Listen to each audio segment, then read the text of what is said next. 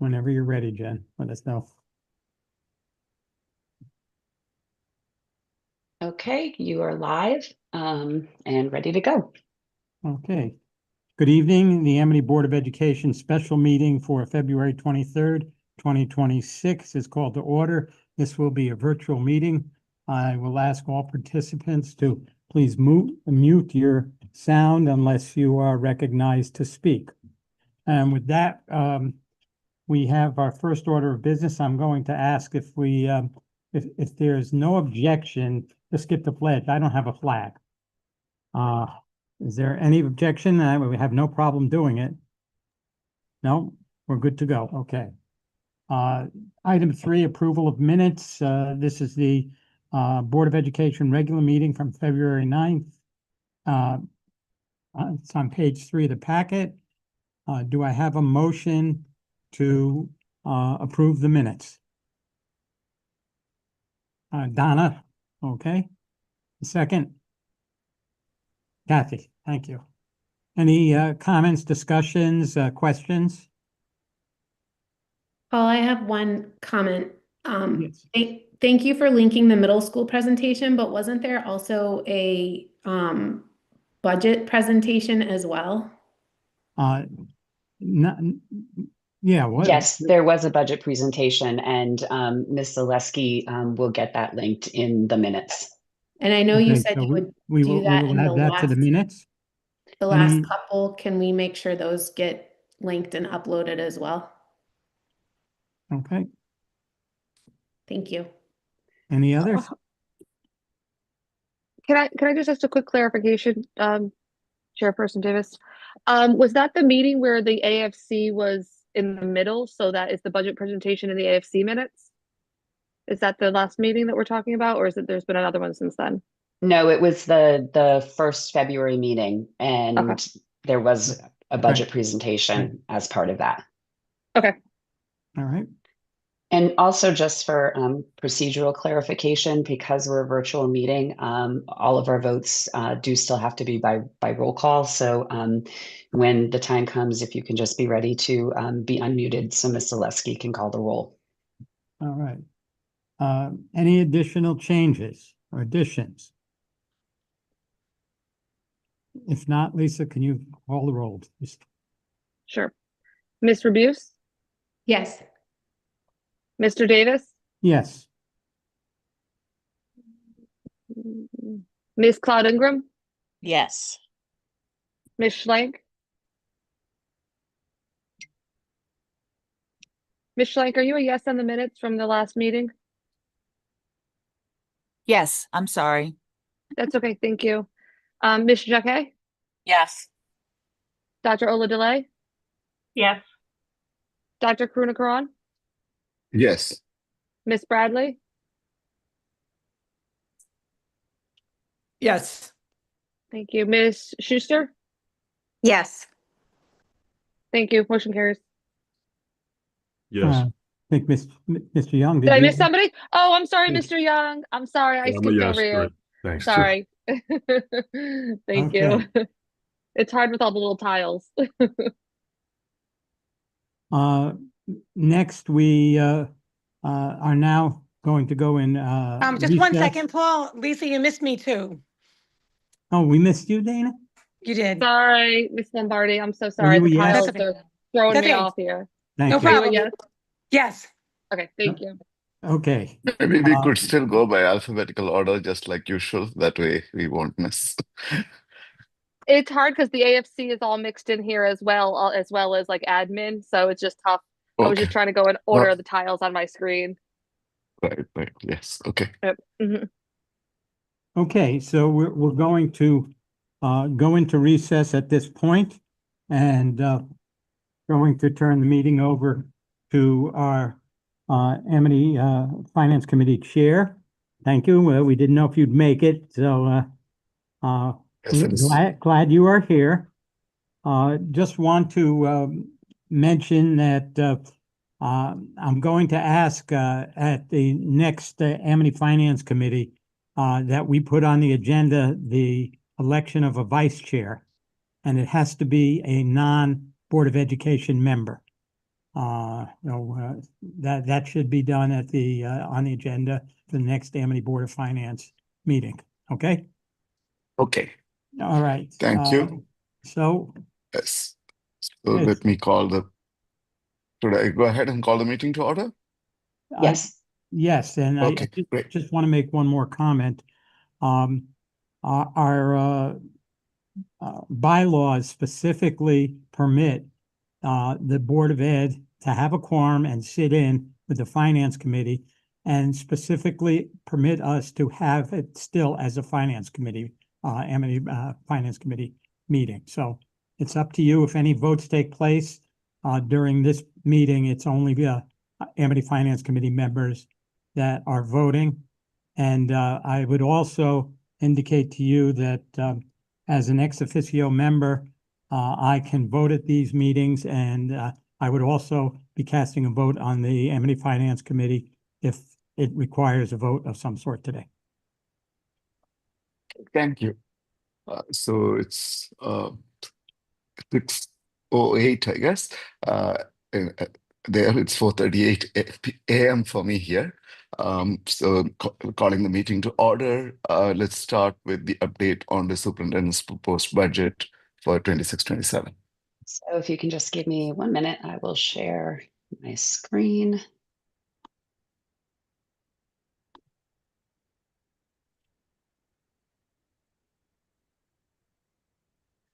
Okay.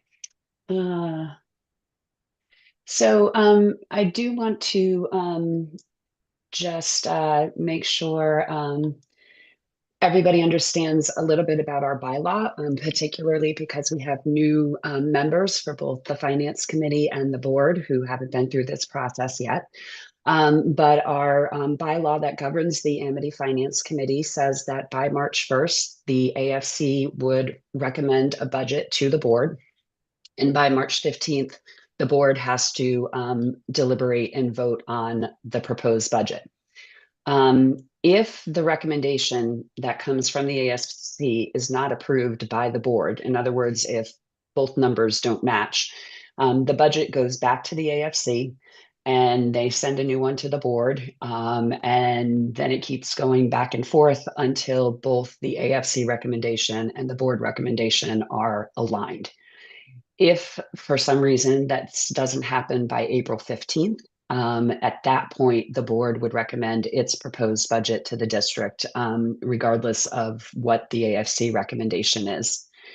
And then after the adoption, any other amendments that happen prior to our district hearing keep going back to the AFC for consideration.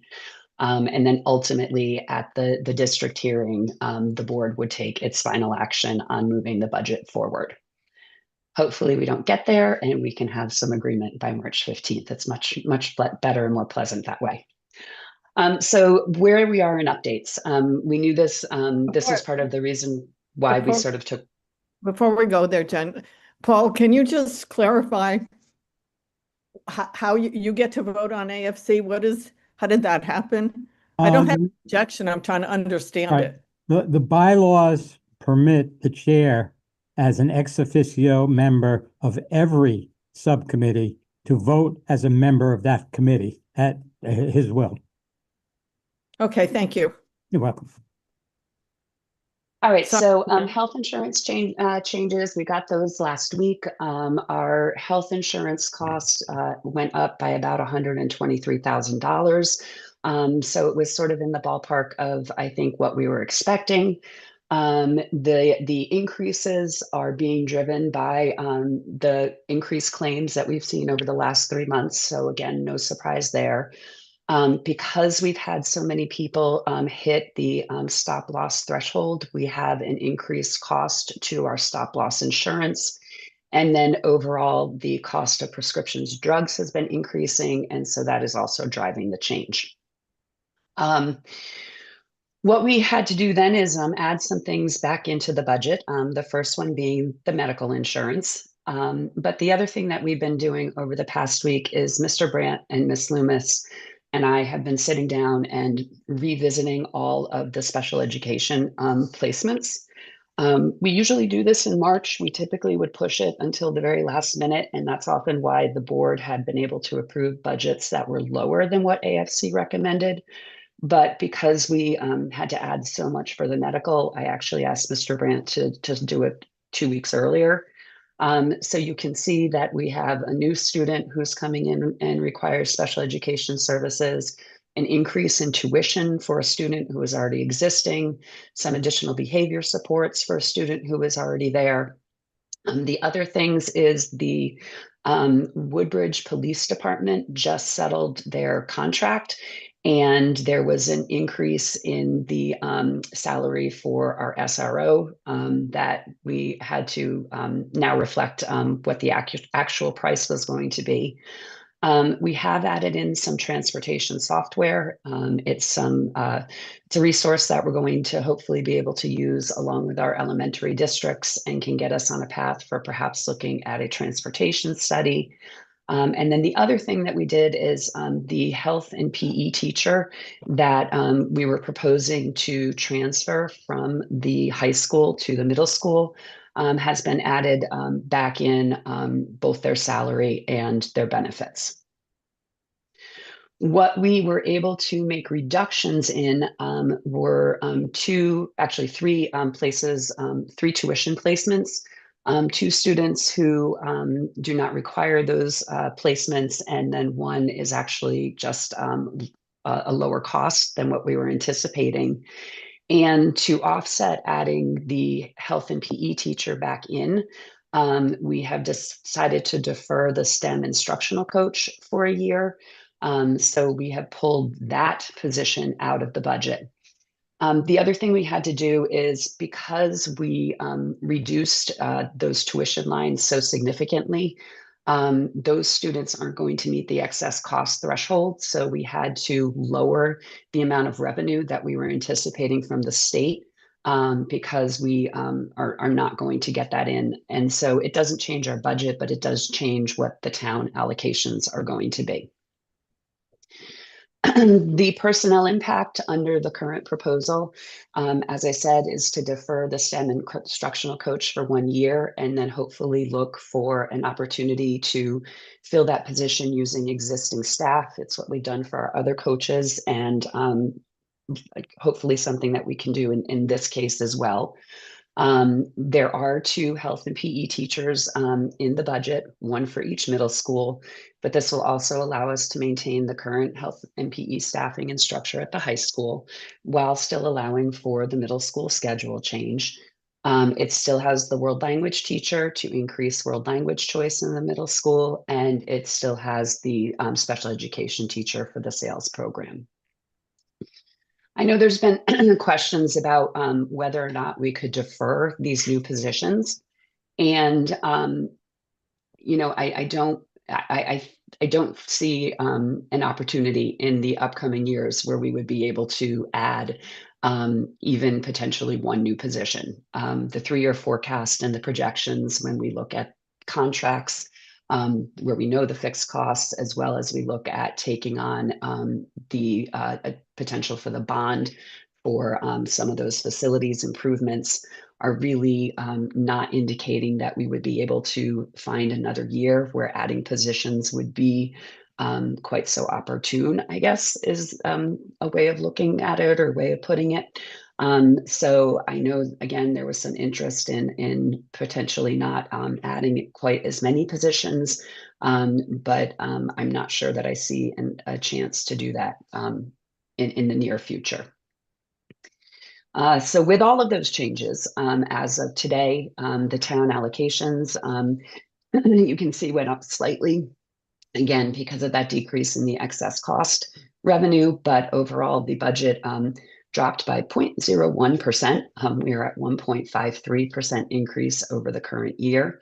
Again, you can sort of see we are still the lowest in the district. The lowest in the state, both across all the school districts and obviously within DIRG B, significant below the averages. And, you know, again, when we look at the impact of the prior year credit, I can't tell anybody how to use that money, but what will be credited in March And the actual variance, it sort of shows what the impact is overall to each of the towns. We do have the upcoming meetings keeps getting shorter, hopefully. So on Monday, March 9th, hopefully the board can take action based on the recommendation from AFC tonight. Our public hearing is March 6th. Our annual meeting is May 4th, and the referendum is May 5th. And that is the update on the budget.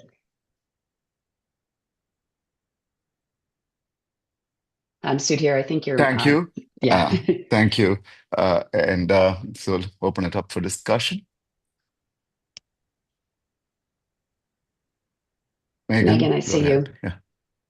Yeah.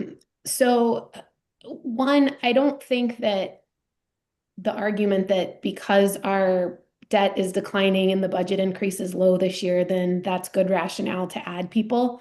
That's just not like good financial practice, I guess is the best way I could put that. And frankly, I have very grave concerns about the middle school schedule change. We had staff come to the last board meeting to share their concerns. I have since heard from staff at the other middle school as well personally about their concerns about the change in the middle school schedule. And for those members of the AFC who are not on the Board of Ed, we also got an email from the teachers union that surveyed every single teacher at the middle school, and 50 out of 59 teachers overwhelmingly do not support this change. And they shared a range of concerns from that at this point, staff morale is very low because they feel unheard and they don't appreciate kind of the lack of transparency that has gone about this with this process in terms of, you know, where the committee thought they were at. I've heard outright that the committee doesn't feel like they actually made a decision, so they were very confused as to why anything was being presented to be moved forward. They've shared with me that they think it's developmentally inappropriate. Some of it, I think, is, you know, the increase in length of classes, but I think the bigger issue is the fact that you have academic classes not meeting every day, and whether or not that's appropriate for kids who are already making a big transition from elementary school to moving classes. And that just the concern that, you know, when you have this team model and you have assemblies and things like that, or there's a snow day, for example, or 2 snow days, and then classes that aren't meeting consistently then may not meet for like an even broader spread of time and just the ability to keep up with that.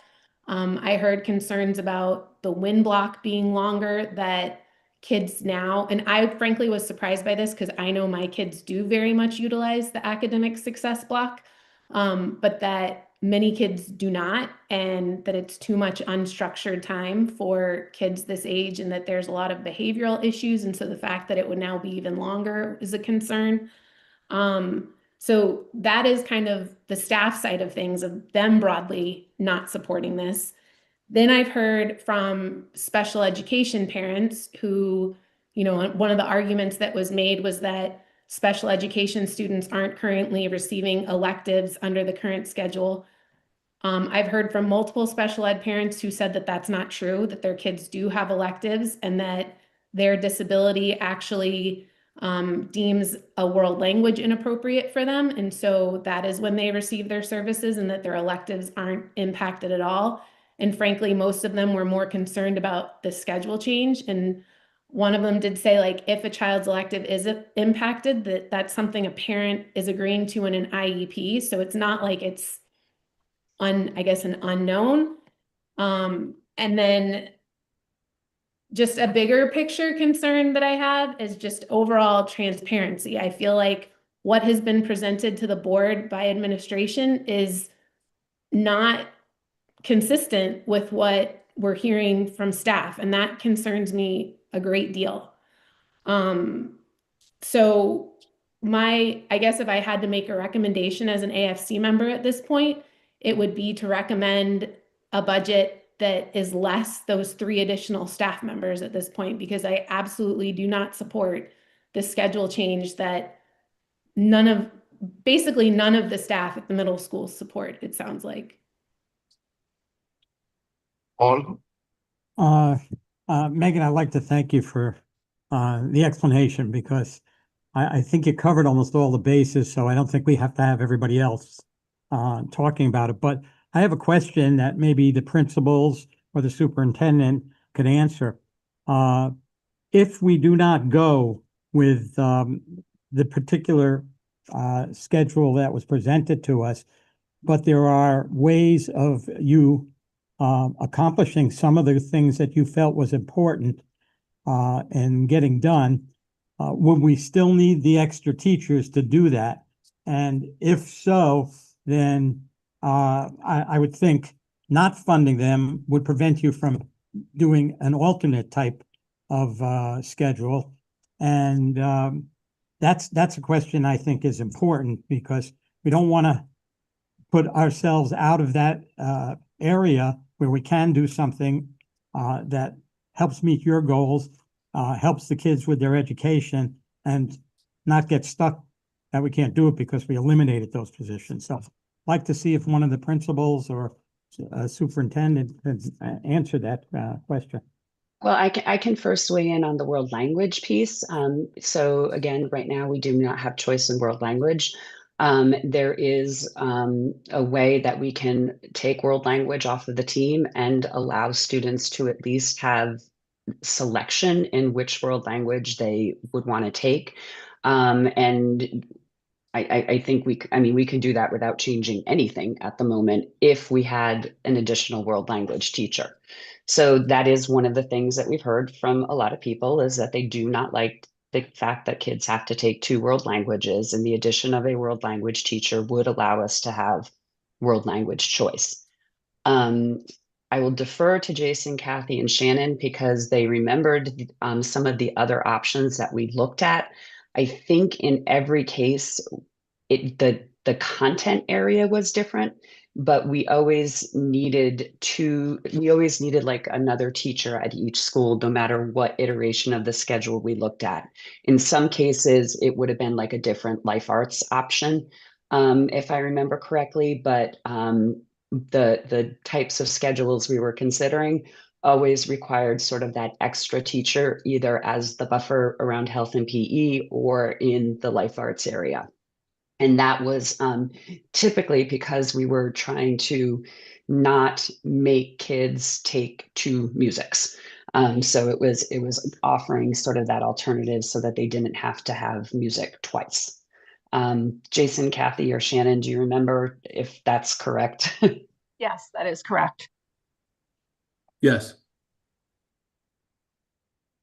Okay. I do believe that it was a math problem, like we just needed five spots to send kids. So by taking Spanish off the team, it's a little complicated, but you did need another section so that you could run everything without compromising the class size. Right. And one of the things that would have to happen and all that is that health would stay kind of in the rounds or in the elective kind of area, not be paired up with PE. So the kids would take health like they do now, not with PE. Donna, go ahead, Schlank. Donna Schlank. Okay. A couple of things. Nobody likes change. As long as I can remember in my career when things had to be shifted, it's very difficult for people to like change. People get very comfortable with what they're doing. I do think that, Megan, you made some key points there, and I've heard them, and I think there's something to look at. But I think the other thing is about longer classes, being in education as long as I've been. When you have a good 45 to 50 minutes with a child, you can go so much deeper into content and there's more room for dialogue and understanding. So, that to me, I think the longer class periods is actually a better thing for the students. But I would like to hear, and maybe it'd be beneficial for everybody, Jen, if you could tell us some key bullet points about the biggest points of why this is going to be advantageous for our students. I think we might need to hear that again. At least I know I do. Yes. As you mentioned, the first advantage is the longer class periods, and coupled with that is less transition from one class to another, so that kids are actually spending more of their day in an academic or classroom setting. The second advantage of the proposal was taking the world language off of the team, so that way students could truly have choice in their world language. And we were looking to kind of build across the entire world language department. So again, right now, all kids at the middle school level just get Spanish. And then when they get to the high school, if they decide that they want to take French, at some point they have to kind of double up their classes if they want to get to the highest levels of that language. Because we just aren't giving them sort of the first year of it at the middle school level. The second or the third advantage was we lost electives for our 8th grade students under the current scheduling model. The idea that by 8th grade, kids could have some choice in what it was that they were taking. And so the proposed model actually adds electives back in, and it would be adding electives in CTE, in digital media, and in visual arts. We would stretch that out over sort of a 3-year kind of process to build up those curriculum and those elective choices for the teachers so that they didn't feel too overwhelmed. The win block is actually, we've already are in a planning phase to be able to use that to deliver some very specific targeted lessons around executive functioning, around our portrait of the graduate. And so what we have done in the past, and Kathy and Jason can attest to this, is I think the middle school gets a special schedule about once a week, maybe once every 2 weeks, because there's so much going on.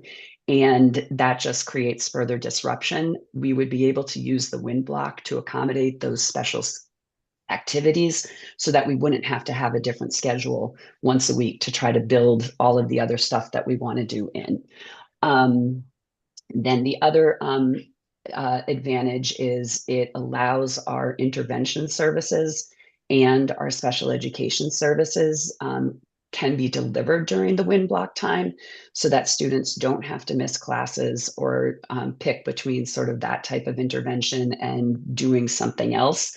Right now, we can only have the interventionists if they are working, using academic success. It's all happening at the same time, so they're pretty limited in the number of students that they can see.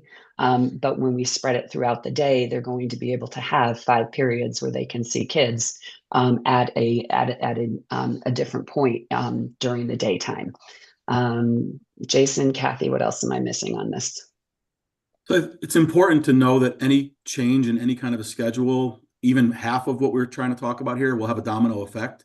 And one of the things we were trying to get to have happen in this schedule is choice. And so right now, in this new proposed schedule, students wouldn't all have to take music. If we go to an option where we take world language off the team, say add a French teacher, don't add a French teacher, whatever that might be, that decouples the health from PE, and it puts music back opposite PE, which means everyone in the school now will have to take some sort of a music class. They'll either have to take general music, strings, choir, or band, because that'll be opposite the physical education class.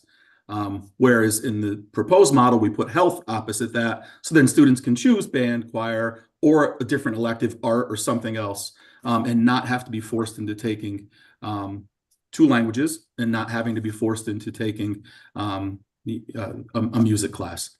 If we go to the music, like I said, the language off the team, health back coupled in the rounds, opposite PE will be everyone will have to take a music class, which is kind of where we were about 4 years ago.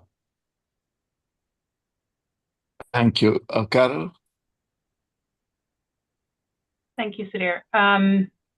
So a couple comments and a question. I'll start with my question. Like, how does digital media, which is a new class, a new elective that we supported, I think, a year or 2 ago in the budget, how does that factor into the schedule, like choice, right, for students, because I thought that was offering them like more choice at the middle school.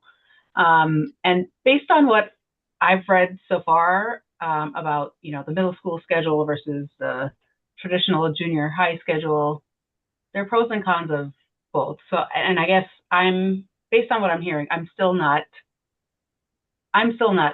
sold at the need to make that shift. Yeah, and I guess, you know, you mentioned having time spread out through the day that intervention services can be provided because all the kids won't have academic success at the same time. You know, what's the volume of kids that are in need of those services? I know that was a period that lots of kids would go see a teacher if they missed something or if they don't understand something. And, you know, at least personally speaking, it seemed like it was beneficial, at least for my kids. So I guess, is the volume of kids needing intervention services that high that the current schedule just does not help meet those needs? If I may,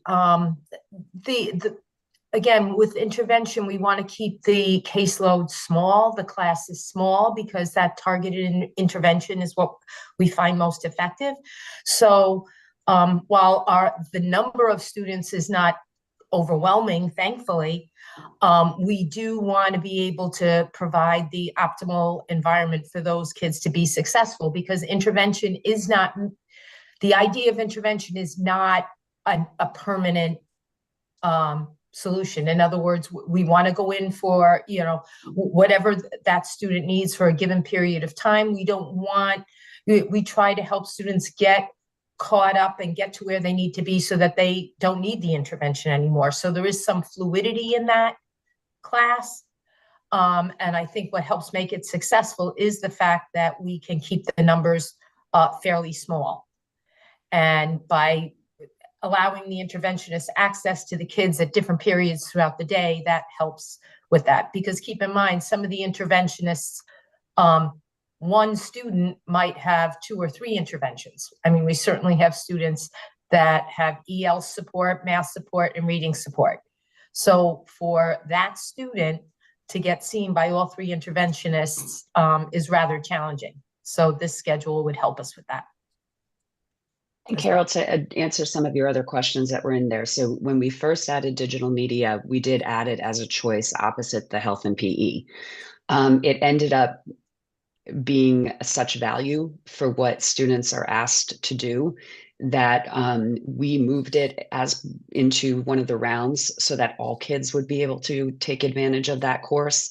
We did that the second year. It was incredibly popular with the students, but it was also very beneficial what we were able to teach them in that course. And it's knowledge that can expand really beyond just the digital media course. They can use it in their other classes. So we saw value in that.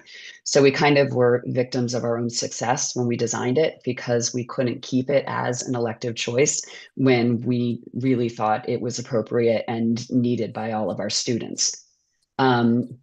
It would, if under the new schedule, also become an elective in the sense that we would be able to have more specific digital media classes. So if students wanted to do broadcast journalism and work on the news reel, sort of every day is kind of, that would be their class around that. There's an opportunity to make it a class that just kind of looks at photography or video production. So we would be able to build electives off of it that we would offer to our 8th graders. And then in terms of, your experiences with kids being able to go and see teachers and get help during academic success, that would still be available with the introduction of WIN, because an entire team is going to have WIN at the same time. So that if I needed to go see my math teacher, but I was in my WIN block with my English teacher, my math teacher is also in WIN at that point, and I would be able to make arrangements to go get that support. So the schedule is structured so that the kids are still going to be able to see their academic teachers during the WIN period. But the other thing we'll be able to do with the WIN is when we have either specialized developmental counseling lessons or some of the activities we do around POG, we can build that into that period also without disrupting the whole rest of the day's schedule. Thank you. Anyone else? Yes, Jen, go ahead. So I know that you had mentioned that we don't have numbers for the world language choice. But even without that, it seems like at the very least you are transitioning some students to a French teacher. Is there an option to reduce one Spanish teacher? I know we hate to say that because I love the middle school Spanish teachers, but maybe is there the option of reducing one and having one be shared between the two schools? Because it seems like with what you're proposing with choice, at the very least, there would be enough students theoretically to go to a French teacher who would no longer be taking Spanish. I think it's certainly an option. I just don't know if it's an option in year one, because in year one, we would only open the French to seventh grade students. So because we don't want to disrupt the entire French curriculum going into the high school. So we would need kind of that buffer year to onboard seventh grade and then have a fully developed 2-year French program. And we would probably be able to look at that in year 2.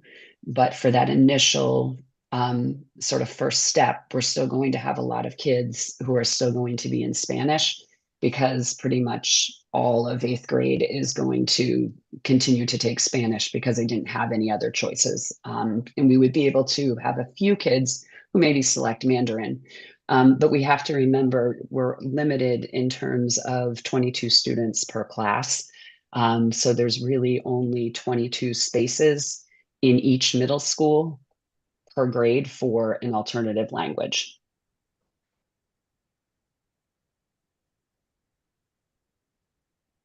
So, yeah, I wanted to add a couple of thoughts.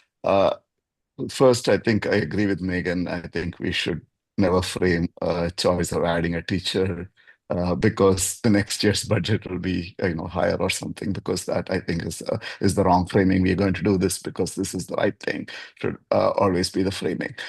So let's not do that. But that said, I have a couple of questions. One is. We've known for a long time, this is that the students taking music when they don't want to is not a good thing. And so I think it's important to give the students the choice. So that part of it seems to resonate with me. The second thing that I'm not sure, like this postponement of the STEM coach, would the students have access to it? I know that you said that that you would be able to do within the system. If that could be done, that would be great. But if it's not possible, that doesn't seem to be very good to me. And the final thing I wanted to ask is the AEA's report seems to be a little scary, that if 50 out of the 59 staff say they are opposed, well, I agree with Donna, change is hard. And in general, I think the administration should be given the response, the leeway to be able to make changes. This level of opposition, I worry, whether it would be feasible at all to be able. Of course, they would go ahead if once we decide on it, but how much would the resentment be? I would like the principals to be able to talk about that a little bit more. So Sudhir, I just want to comment. Yes, go ahead, Kathy. Sorry. Yeah. That's okay. I didn't see you. I'm of the same mindset, right? I know change is hard, but 50 out of 59, there's something wrong. Now, is it the wrong plan? Has it not been communicated? Has it not been a good transition plan with them? It gives me great pause. I mean, if it was 20, 10 out of 15 but 50 out of 59 is a big red flag. I also am concerned. We just did leveling, and now we're introducing more change in the middle school. So those are my two challenges. I have to say, when we sat through the last board meeting, which was the first time we got a detailed presentation of the middle school plan, at least as I recall, to have heads of class sitting in there saying they hadn't really been included, they haven't been reviewed the plan, right? So that's where I say, is it something in communication and transition and whatever, but it's not set up for success. Thank you. Thank you. Donna? Yeah, to Kathy's point, I'd like to know how much were teachers involved in this process or decision making. I was under the impression they were more involved in it than they were. Maybe I'm thinking of something else. And also, how was it communicated to them? Because that might be partial of the problem. But Jen, if you could speak to that, I appreciate it. Yep. So, so the scheduling committee was made up of 12 members, correct? 6 from each of the middle schools. I know that at the time when we formed it, it included the building rep for the union. They changed from year to year. So I think they were the rep when we started. I'm not sure if they were still the rep when we ended it.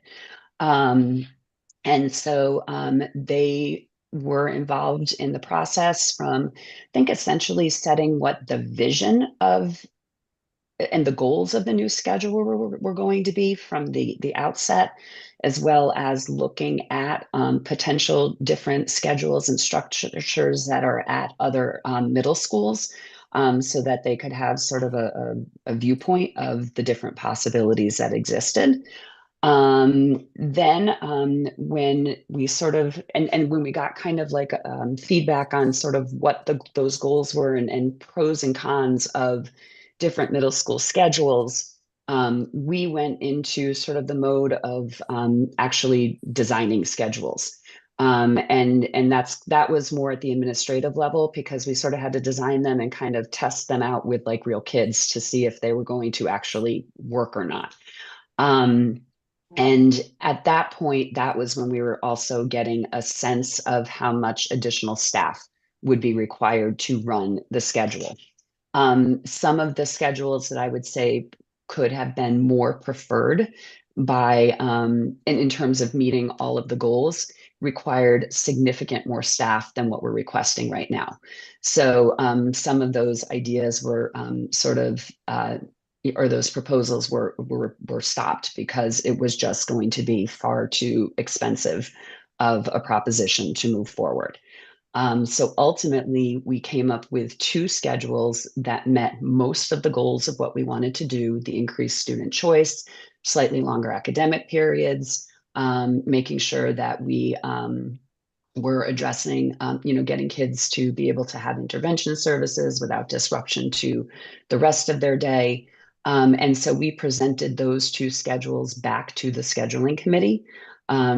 Shannon's a great picture taker, so we have photos of them writing the pros and cons of each of the schedules, having discussion, talking through what they saw as benefits. They were also giving and negatives, and they were also giving us in that process some recommendations for what I would say were tweaks that we thought could be done. Ultimately, we did tell them that they didn't get to sort of vote, but we did ask them to do a preference of one schedule over the other. And the schedule that we have currently proposed is the one that was the overwhelming choice. We use sticky notes, so sort of a silent vote, and the half, that schedule had pretty much every single sticky note on it. We shared the new schedule, the exact same presentation that you saw last week. We shared that with the staff in November. And since then, I think the principals and Dr. Carlson have been meeting with teachers either individually or through content meetings to talk about concerns and then kind of work through whatever sort of that they find a challenge, and then we spend some time with them and work through what that challenge is. So we're still sort of making adjustments or tweaks or trying to find ways to support them in the change. Were the folks on the committee actually teachers? Yes. Okay. They weren't administrators. Yeah. No, Shannon, I'm sorry, Kathy and Jason sort of led the committee, but there were 12 teachers. We made sure that they represented different content areas. We wanted to make sure we knew we were talking about world language, so we included a Spanish teacher. We wanted to have at least one either special education or interventionist person. We wanted to make sure we had representation from life arts, from the academic areas. So it was 12 very diverse teachers within the middle school, faculty who were members of that committee.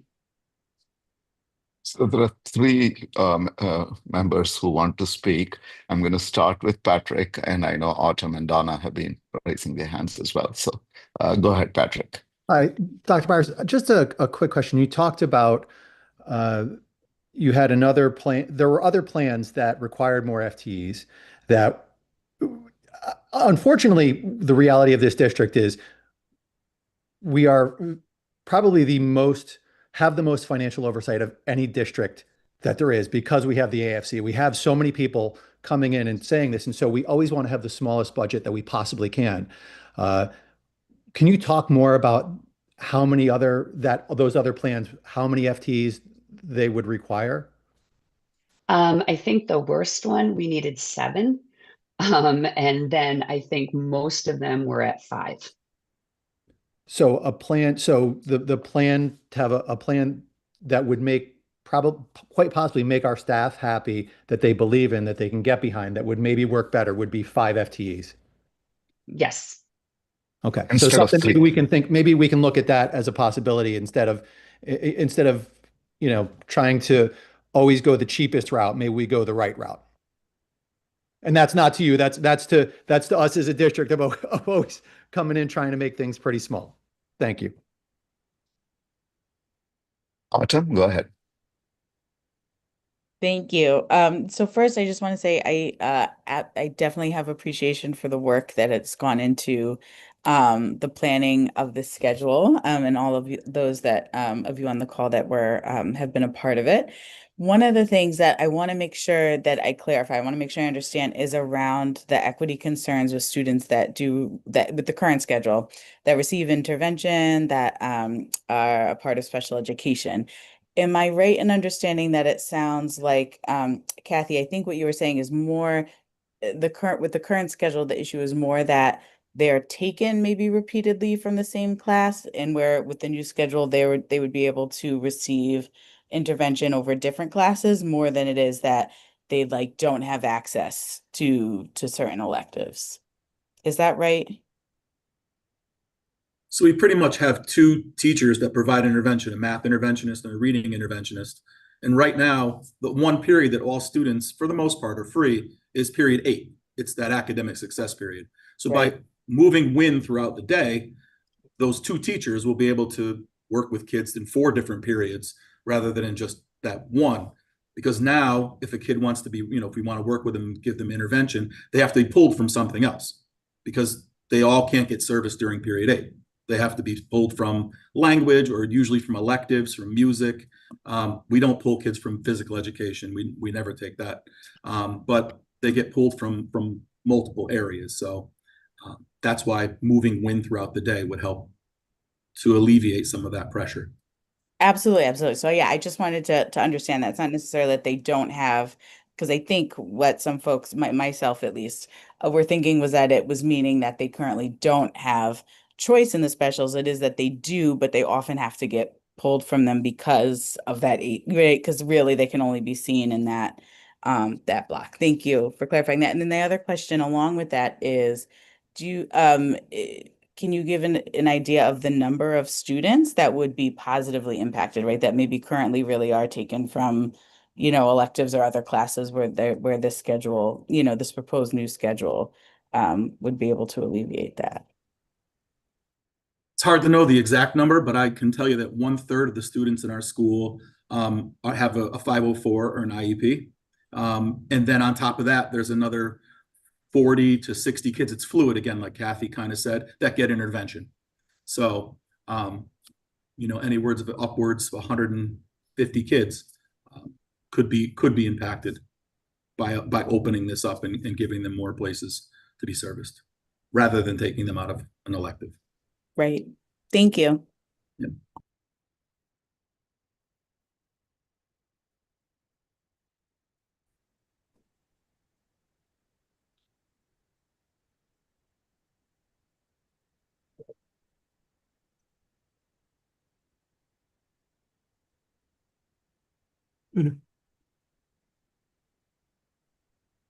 Sudhir, I think you're still muted.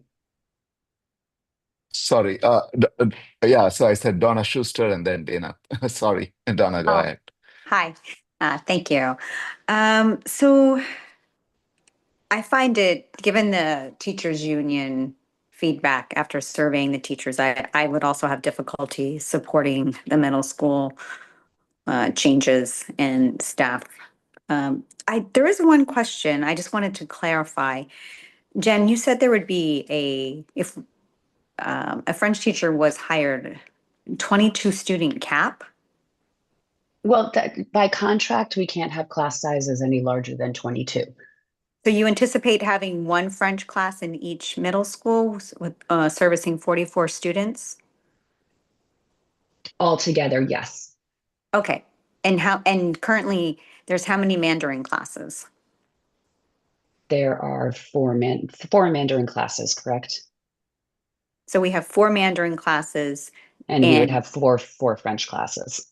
Okay, so I thought you said 1. That's what I was trying to understand. So it'd be 44 students in each school. Yes. Okay, thank you. That was one other thing. And, I wonder, because you moved digital media out of the elective choice for the students who weren't interested in taking music, that is there something else that could be developed without adding headcount, like broadcast, as you mentioned, that might give students another choice or moving an elective option into that may help while we, perhaps to Patrick's point, maybe look to find an optimal schedule that our teachers could get behind and endorse? Well, so you could take any one of the life arts choices and move them opposite PE, but you have to hire or you have to have something to offer in lieu of that life arts choice. So if you remember, when we put digital media in as an elective opposite PE, that's where general music was provided to every single student. And if they didn't get into digital media or Mandarin, they had to take band or chorus on top of it. That was when we were having kids with the double music.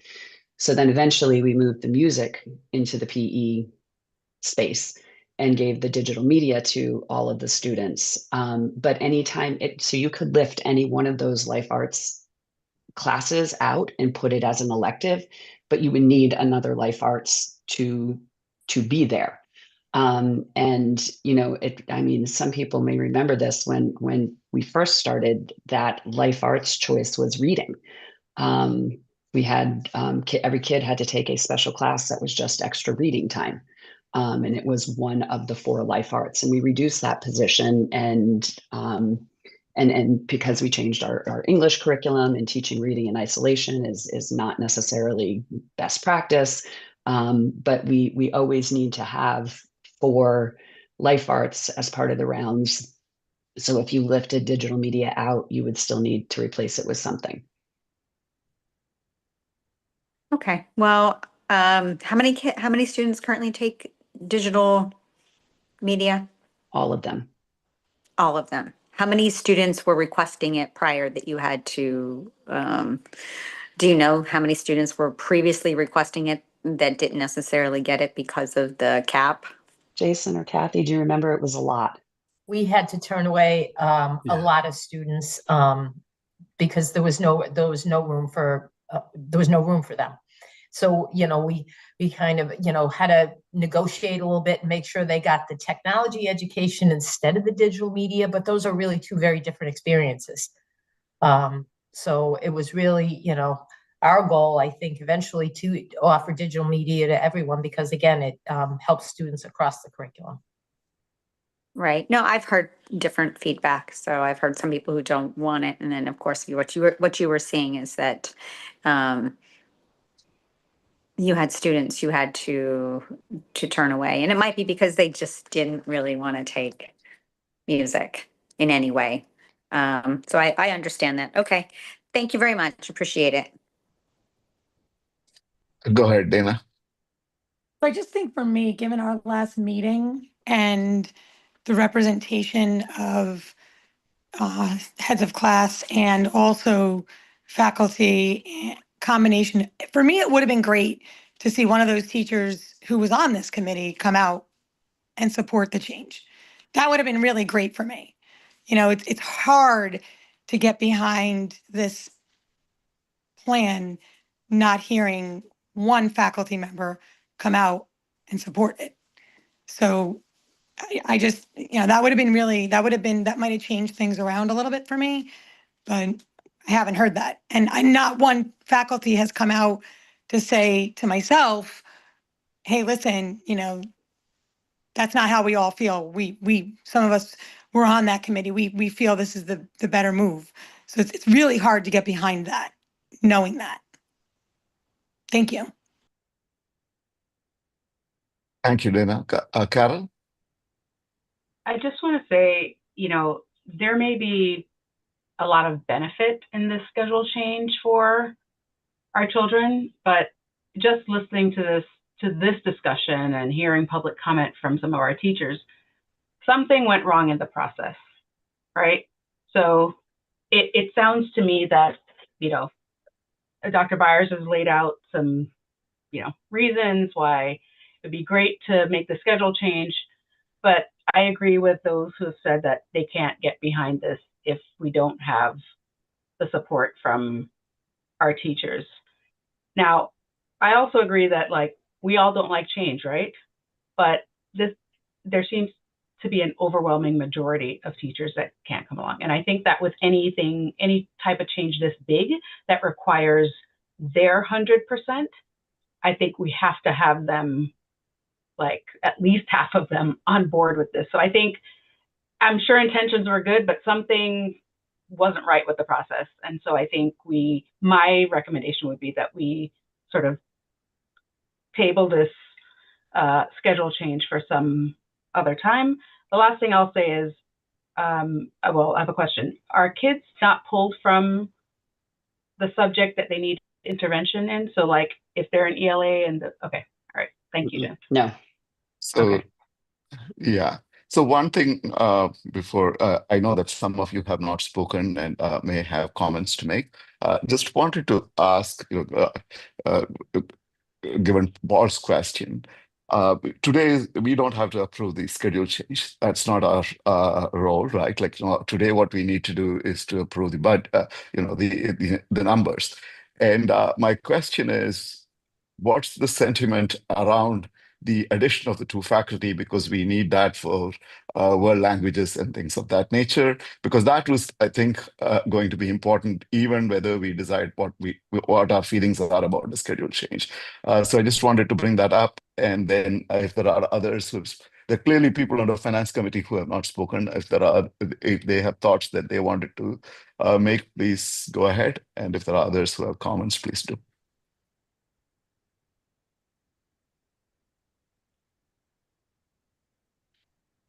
Donna, go ahead. Yeah, I can't, I'm just going to go back to the schedule. I'm excited about, folks in the district looking at improving student performance by adjusting schedules so they can maximize their learning. And I think I want to give them credit for looking at that and really working on that and all the people that came together. However, I think that it needs to be tweaked a little bit, and I would propose, like I think it's already been said, to rethink it and maybe put it out another time. And I also want to support what Patrick said. I mean, if we want to really maximize student learning by adding, making a better schedule, maybe we should look at adding the staff to some of those other schedules that Jen had mentioned that they looked at. And the next time around to really do look at how to get teachers to buy in a little bit more. And I have to say, I wouldn't expect half of the teachers to agree with change, but maybe a little bit more than just a few of them. Because I know that people do resist it. People get very comfortable in their routine. So thank you for listening to that, but that's where I'm coming from. Donna Schuster. Hi, thank you. So to the point of change, I actually believe that our educators would go along with anything that they believed would support our kids and help them.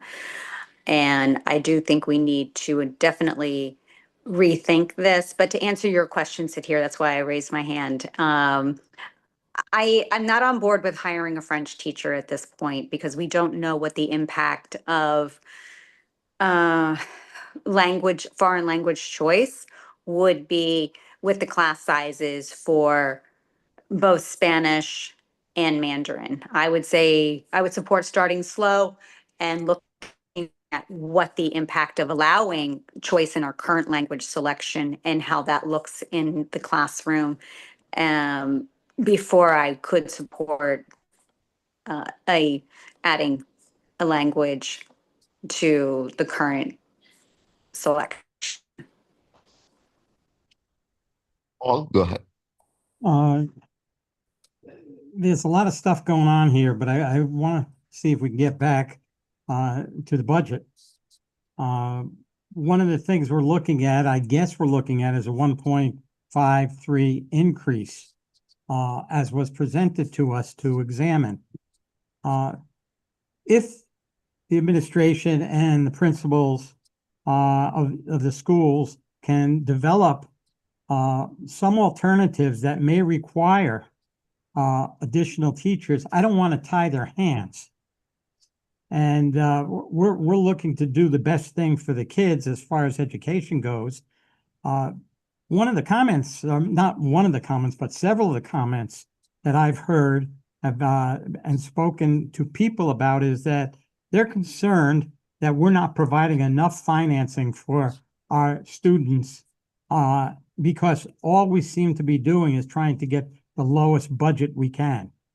And I said it before, we need to place our priorities at providing the best education we can and be respectful of our taxpayers and what they can truly afford to pay.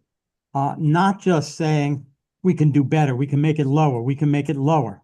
And so what I would like to suggest is let's talk about the 1.53 and not cutting the additional teachers that were included with that, because maybe 2 weeks from now, we can have an adjustment to the schedule. The principals can come in and say, we've worked with what you have. We still need those extra people, but we can do it now in a slightly different manner that would be acceptable to the teachers. So I would not support going lower than the 1.53 and removing the teachers, because once you do that, you can't put it back really. That's my position, and I know there may be a couple of other items that some of the people on the Amity Finance Committee may have concerns about, whether it's a particular line item or something else, but that's where I stand. Yes, thank you, Paul. And Megan?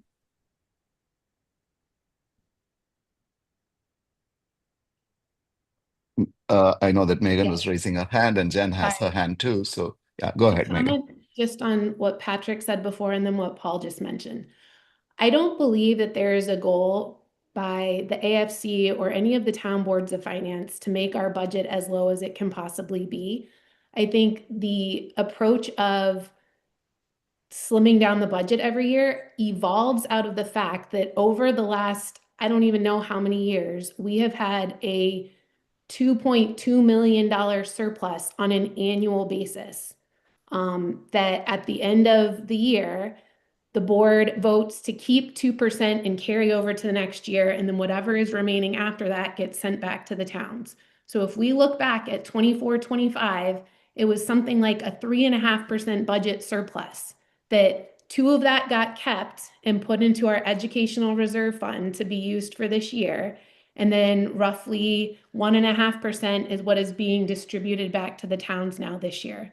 So if we were a finely tuned machine that was not generating these, unused budget portions year in and year out, I don't think there would be the same,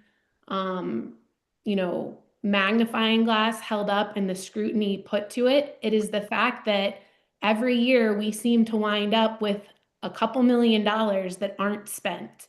And so to have people say that we are nitpicking and, cutting the budget to the quick and things like that, I don't think that that is fair, particularly given when the district doesn't spend everything that it's given every single year.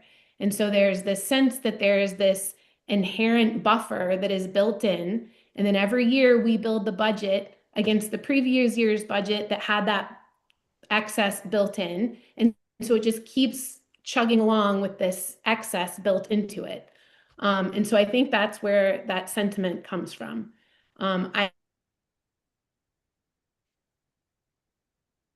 Again, we lost you, or I don't know whether it's just me who lost you. No, she seems to be frozen. Needed. But the reason we're talking about the middle school schedule, Paul, is because that is the primary driver of headcount increase right now, and that is a budget consideration. So before I pass it off to Jen, I have to repeat something that I keep saying about the surplus, right? I think, and I hear you, Megan, and I hear what the folks at the Orange Finance Committee talks about. But I want, and again, I'm all for reducing the surplus, but I think we make the surplus into something that it is not. The rhetoric around the surplus about how it is somehow we are overburdening taxpayers by $2 million every year is very problematic, because what is really happening is somebody paid for a little extra, a little thing a long time ago. And we continue to keep that same amount.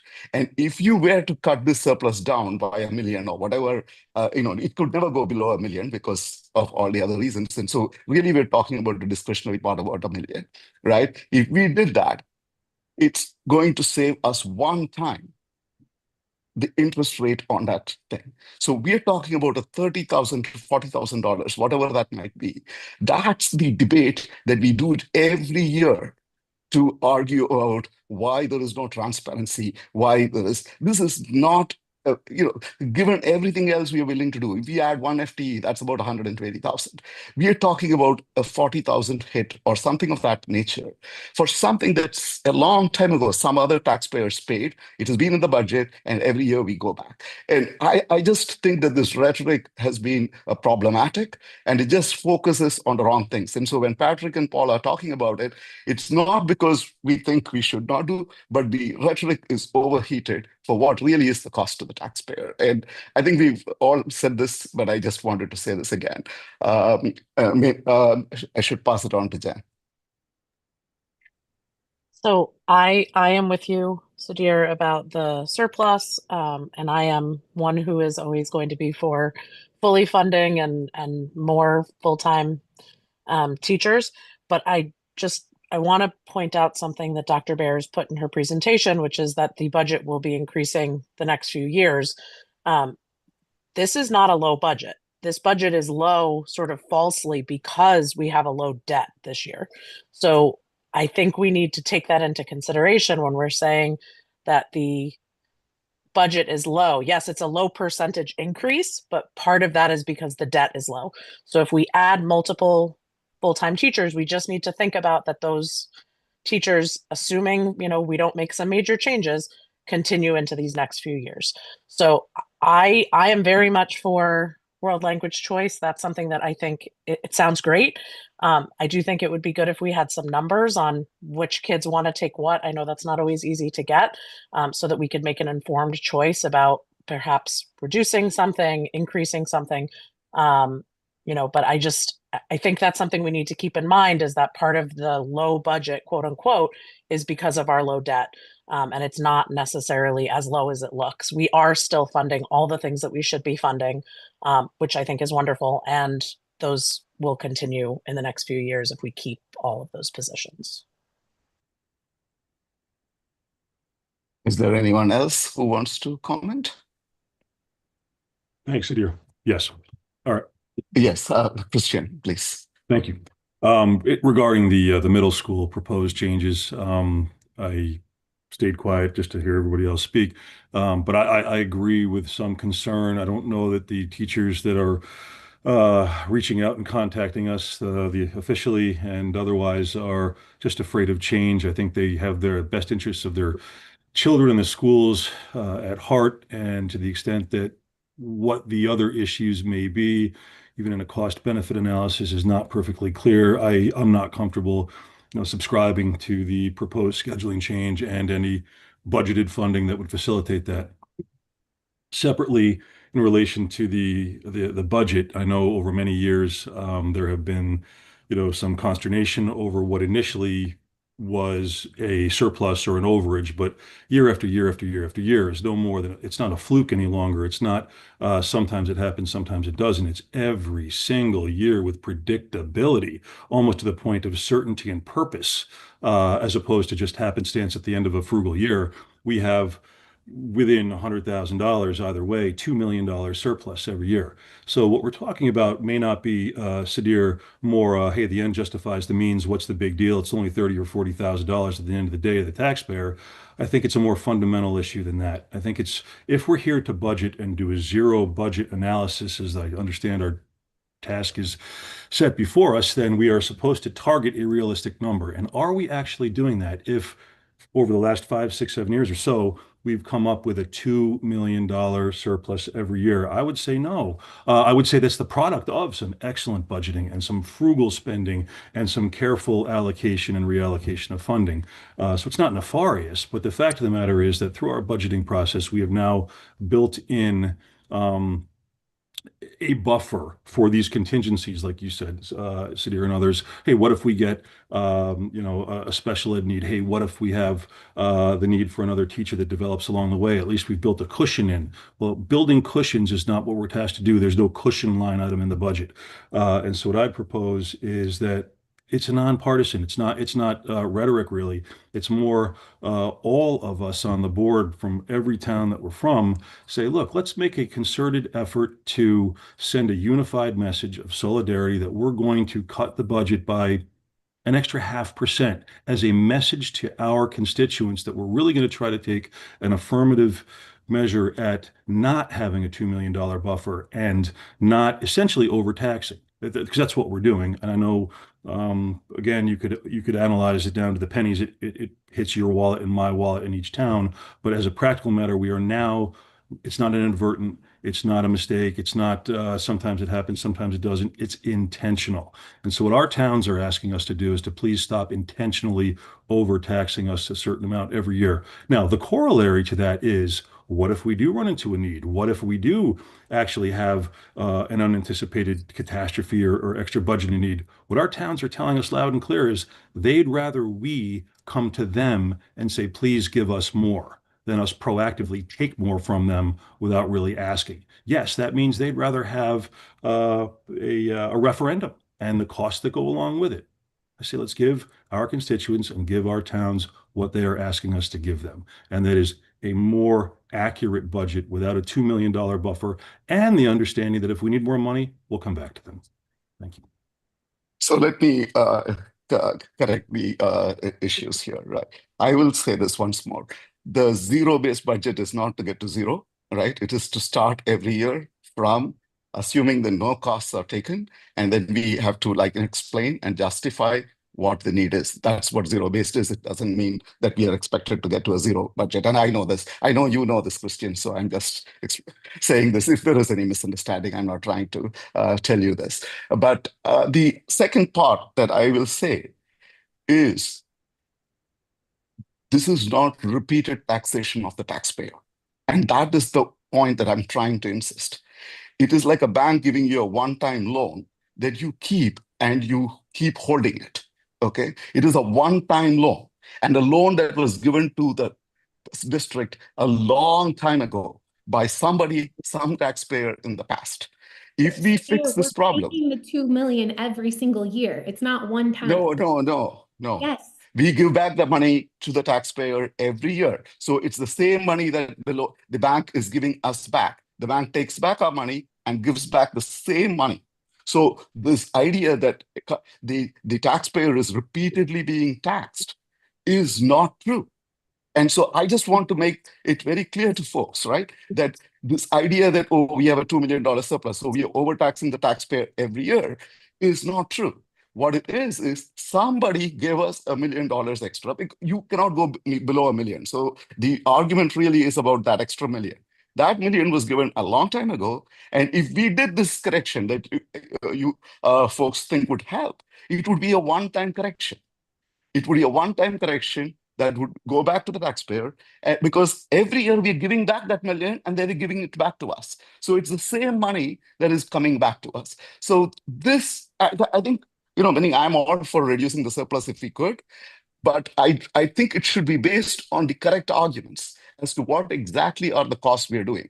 And to me, the risk of an extra referendum is far greater than the benefits of giving a one-time tax benefit to the taxpayer of about $30,000. And that's, or returning that money. That, as long as we are all agreed on the math, I am fine with understanding, whether we should cut it down further. But I think the math is not what is being said in the rhetoric, and that's what I'm trying to correct.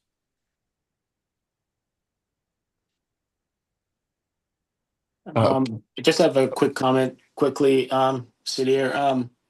Since the consensus seems like we're not moving forward with the middle school schedule, that's what it sounds like to me. Should we get better numbers to vote on? Because it seems like if we need to extract the 4 additional FTEs from the budget, we're looking at different numbers. Yes, but I'm not sure if everybody agrees. Like, I know some people said that they do not want the word languages to be inserted. I am not sure that everyone agrees to that. And my own view is that this has been an issue for a long time. And notwithstanding the schedule, if they had proposed something that would have been separate from the thing, I think many of us would have supported it. So I wanted to bring that up before we decide whether the change of the schedule, I think, and the world languages could be separated. And I will confirm that they absolutely could. So I think maybe there is a I don't know, Paul, you know the protocol better than I do. Should we try to take a vote on where people's thoughts are on this issue before we move further in terms of the discussion? Paul? Yeah, muted. Mr. Davis, you're still muted. Oh, you're still muted. Paul, you're muted. So we can't hear you. Sorry. There you go. I apologize. My hearing isn't as good as it was 50 years ago. Different approach, different way of looking at things. First of all, we have no taxing authority. The towns are the people who are taxing their residents. When we return the money to them, they have the option of returning it to their taxpayers by using it for next year's budget. If the town does that, then the surplus is benefiting the taxpayers because they are then having our education being provided at a lower tax rate. So, you can look at things like that and make decisions in very different ways. If we didn't have that capital fund, we'd be doing the library a little bit differently now. Maybe it would be a bond that would increase the taxes for the communities. So we're using that money that the taxpayers have already paid to build a new or to renovate our library. So no matter what we do, no matter how much money the towns collect and give to us, it is either going back to the towns to the benefit of the taxpayers, or it is being put away to be used for the education of their children at a lower cost, which is also to the benefit of the taxpayer. So when people are saying we have a surplus and we're overtaxing, well, I don't look at it as overtaxing. I look at it as we're building a budget. And I also beg to differ. There's a lot of you are saying there's built-in stuff here. And what I see is a budget based on what we've looked at as the requirements for our school district for the next year, and then doing something that almost no other finance department does, find ways not to spend the money. Because for years and years and years that I've been in politics and years of working with education, I was told as a teacher, you've got to spend the money because if you don't spend it, they're going to complain that you're not using it and we're overtaxing people. And so there are different ways and there are political ways, but I do have a couple of questions as far as finance goes.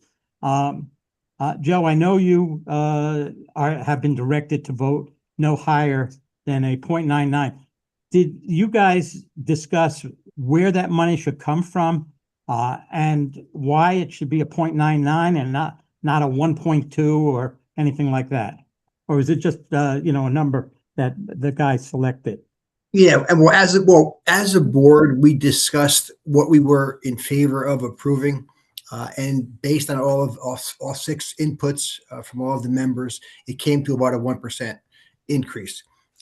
It's not scientific. I think we were comfortable with the 1%. Again, the surplus. I mean, I'm hearing both arguments with the surplus, and like I said, I've always been okay with the administration keeping a $1 million part of the surplus every year, 2%, to be used to keep the bonding down, which is a good thing. And like you said, it goes back to the town anyway. And I hear both sides of it, and I understand both sides of it. But at the end of the day, if there's a surplus, keep the $1 million toward education, keeping the cost of bonding down, and returning the rest to the towns. I mean, I think it's okay, and I get it. Are you really overtaxing anybody? Yes, no. It's coming back to us either way, like you said. It does benefit the taxpayers on the backside.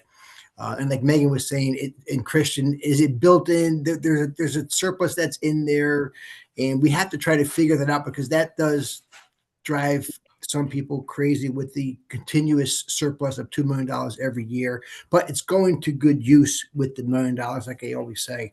But we as a board came up with a 1% increase, looking at all of the factors. We're not looking where to allocate those funds, but it's just a matter of we feel the 1% is reasonable in the budget based on surpluses, and that some money's built in there. And then the other part of this, it sounds like the new schedule in the middle school is not very popular with the teachers, and we need their buy-in. In my mind, I was all for it because it sounded like the students wanted this. It was their request. But maybe it wasn't communicated very well to the teachers who need to serve the product and to teach the product. So there's definitely a disconnect there, which I think we have to fix for sure. Thank you, Mr. Chairman. I have one other thing, and it's a budget thing, and it's a little off the wall here. All of the board members have been receiving emails from a group of activist students who are opposed to AI in the schools, and they are recommending, and we don't often get a recommendation from students or teachers or anything as far as a line item goes, reduction of the AI budget, and I think there was $19,000 in there. I don't agree, and I don't support that because I think they're taking some things out of context. For example, they're looking at a teacher assigning something using AI as something detrimental to your education, whereas the teachers are working with the students so they understand how to use AI.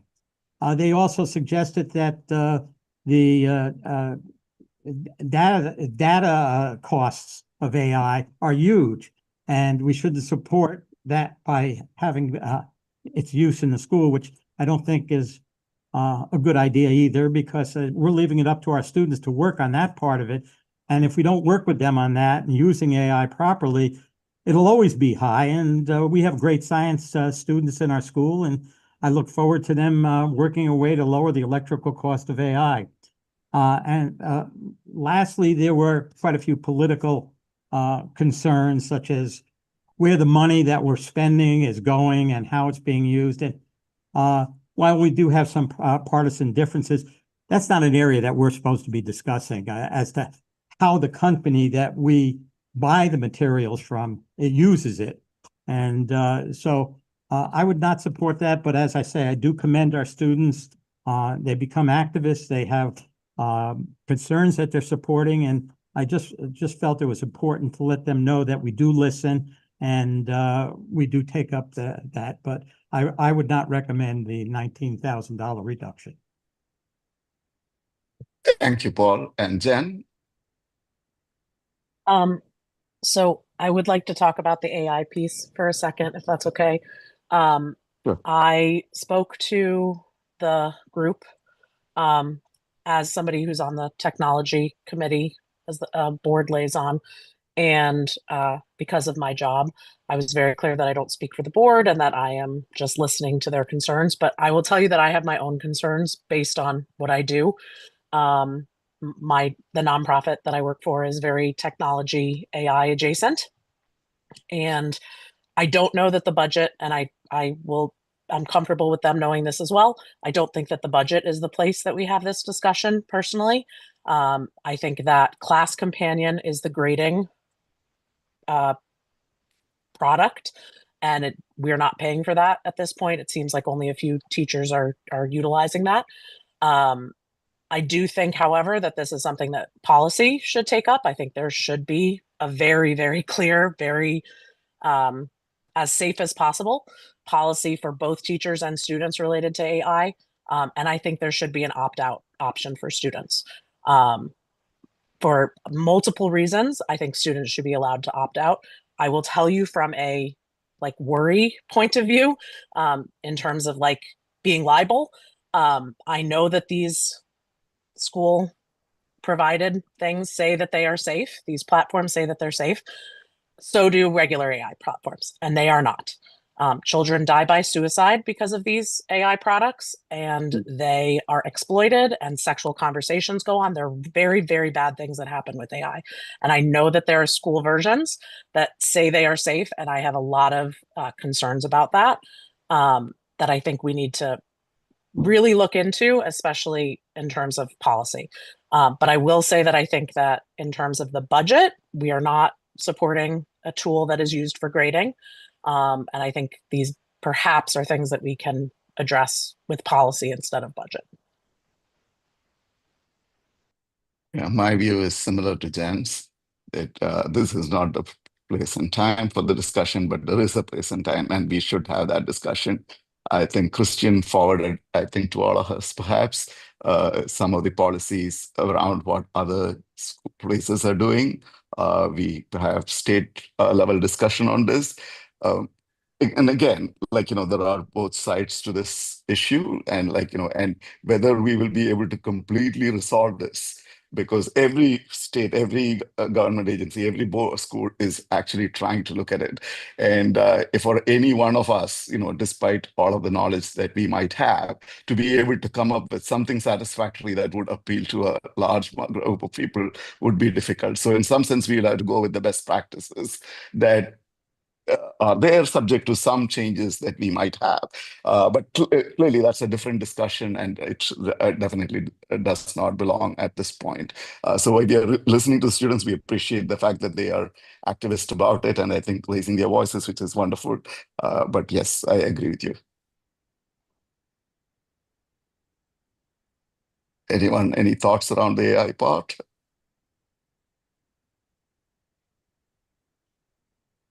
I Okay. agree with you. So, and then we'll try to address that in policy to the extent that it could be of assistance to the board and to the superintendent.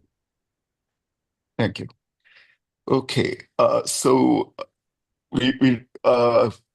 so should we go for the motion now, or should we think about what other options might be? Should we just go with 1.53 and have, oh, Megan, yes, please go ahead. So, I mean, this is, if we operate under the assumption and realizing this is kind of taking an average, if you assume that a cost of an FTE is $120,000, because when you take into account the total salaries and benefits bucket and divide by the number of people we have, that's kind of the implication. I mean, if I had to make a motion as the AFC right now, I would remove the 3 people that are intended to support the middle school schedule change. And the impact of that, by my math, is, give me one sec. You don't have to do the math. Terry is here. She'll do the actual math for you. Okay. But I come up with a 0.9% budget increase. It's actually 1.02. Okay. So that may just be knowing the specific amount for those specific people, but. And I will say that I am not comfortable with, because of the mingling of the teacher, the world languages and the schedule change, we are postponing something that I think we've had long discussions about. So just because we are uncertain about the schedule change, I'm not sure that it is a good idea to jettison that. So if we want to support the world languages change, what would that mean for the number of FTEs? So you would reduce to the health and PE teachers and maintain the special ed teacher and the world language. So Tara, if you took out the 2 health and PEs, what would the % increase be?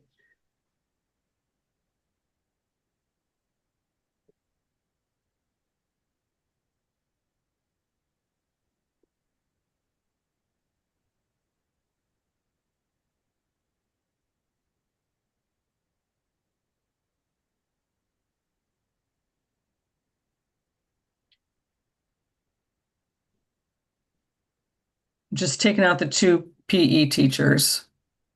The foreign language, the world language teacher would be in there. 1.19.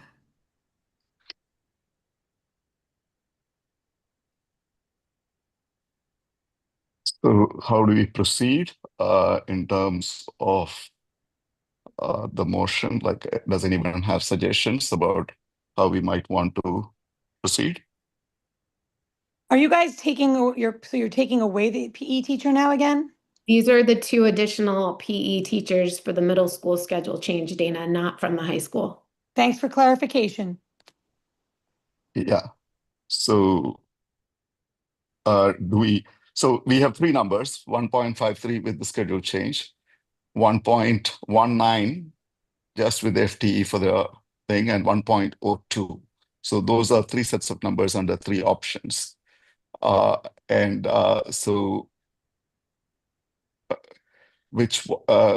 is there a way we want to move forward in terms of thinking about it? To me, the sentiment in the room is that there is not enough support for the schedule at this point.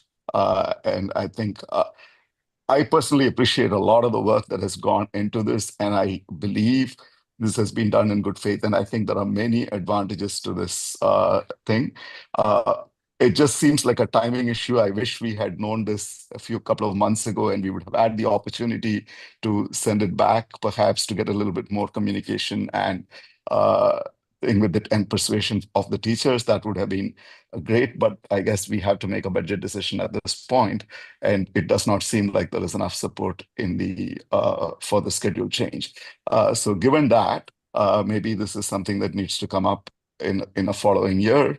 At least that's how I'm thinking about it. And I wanted to, but I do really believe that we should take at least, we should separate out the world languages portion of the FTE from the schedule change. So, I mean, as a member of the AFC, I would make a motion to support the 1.02% because I think you can still rotate academic success without a schedule change versus having it 8th period for everybody right now. You can still offer a language choice of Spanish or Mandarin without adding a third language until you see how class sizes and choices shake out and what you'll actually need to support, and whether that, requires a Spanish teacher reduction. Then you're not actually adding an FTE, you're swapping an FTE. So that's from my perspective, I think that's the prudent way forward. And we talked about the committee of teachers. You had 6 from each school. That's roughly 20% of the staff of each school. So you would hope when you have something like that, that those 20 people or 20% of the staff is involved in the decision making, and then go out and markets it to the rest of the staff to have their buy-in. And we don't even have 12 people at the schools that are in favor of it. So that's where I'm at. Sorry, Thank you, can Megan. I have Jen? clarification? Yeah, please go ahead. So the 1.02, does that include the special ed teacher for sales, or is that not Yes. needed? No, Okay, that so includes no a matter special what, ed that's teacher part for of it. sales. Yeah. Okay. Thank you. Sorry. Is this a vote that has to happen tonight? Yes. The Yes. AFC By has the AFC. The AFC has to vote on this tonight. So one thing is that we can have an upper bound, and the board can cut that down in a later meeting if there is more information that is needed. So the AFC can take a vote and say, well, we give you this upper limit, but that is not binding. And well, the upper bound is binding, but not the that we don't have to go ahead. And so this may give us a little bit more flexibility if we believe later there is some opportunity to cut down. But if we do not do that and the board later wants to do it, I think then it will become a problem. Thank you. So I guess we only are taking the AFC vote today, right? Yes, that's it. And so we are only taking the AFC vote. Perhaps I think I should just ask the AFC folks if they have any thoughts. Megan has expressed her opinion, but are there others who have thoughts on how we should move forward in terms of, should we go for the 1.02, 1.19, or the 1.53?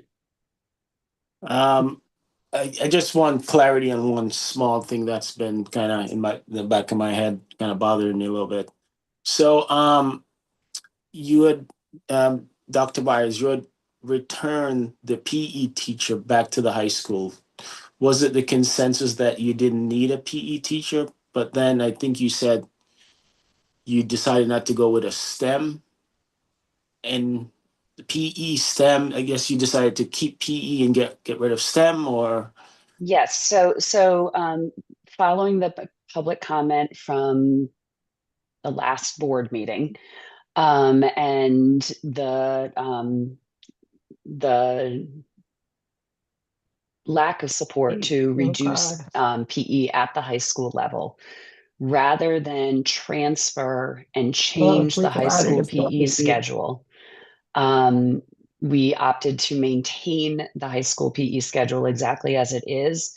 But in order to try to, again, continue to, be frugal with the budget, we proposed reducing the STEM instructional coach, and not included in the budget, and to defer it to another year when hopefully we would be able to look at consolidating classes and potentially move somebody who is currently in a teaching role into that instructional coach role.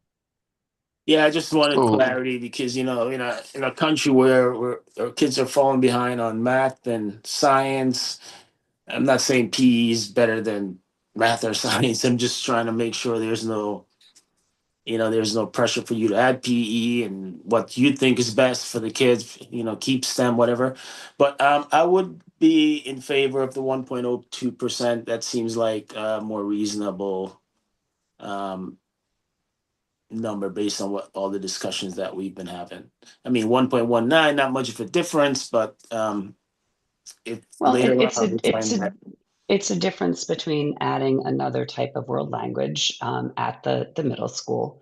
I mean, the other thing, and again, we haven't given it consideration, but you could also propose to add the STEM instructional coach back in. Yeah. We've So cut that it for the purpose of trying to move the middle school schedule forward. But if the middle school schedule isn't moving forward, we do need a STEM instructional coach as we review and revise all of our math and science curriculum.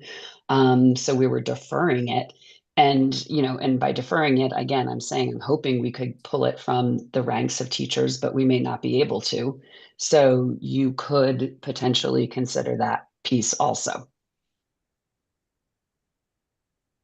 yeah. So I feel uncomfortable that, like, we obviously were choosing this as a compromise to make sure that the middle school curriculum would go, and now to not have the STEM instructional coach uh, is like, if it can be done with the resources we have, by all means we should do that. But if the deferral meant that we are going to do a patchwork in order, and students may not get that. Like, I think it seems to me like, in a year where we are talking we're in the 1% range, and again, for good reason. This is a year in which we do not have the bond cost. We should be thinking a little bit, from the point of view of what is good for the students, and in a year where we have some flexibility. So again, I would, try to get a sense from the AFC as to what's the right thing. Yes, we can always go to 1.02, but is that the best thing for the students? Yeah, I would like to see the numbers with the STEM teacher. I think that's a very important part of the curriculum for kids, especially going into today's environment. I think Would that then Edie's, go to Edie's 1.19?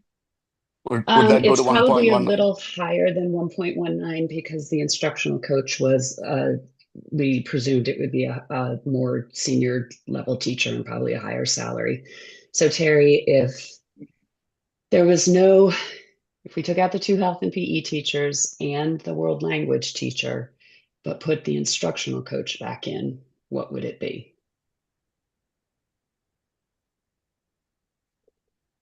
So no middle school teachers, but add in the instructional coach is 1.38. So that would be double the cost of the other teacher. So we're going from 1.19 to 1.38. So we took out the world language teacher also. Took out 3 teachers at the middle school, so 2 PE, 1 world language. Yeah. Added back in the Instructional coach. Instructional coach. Okay. Let me first, I know, Donna, you wanted to speak. I just wanted to get a sense from the AFC folks first, because they are the ones who have to take the vote today. But then I'll come back to you, Donna. Is there anyone else from the AFC who would like to speak? Yes, so I'd like to quickly speak, if I may.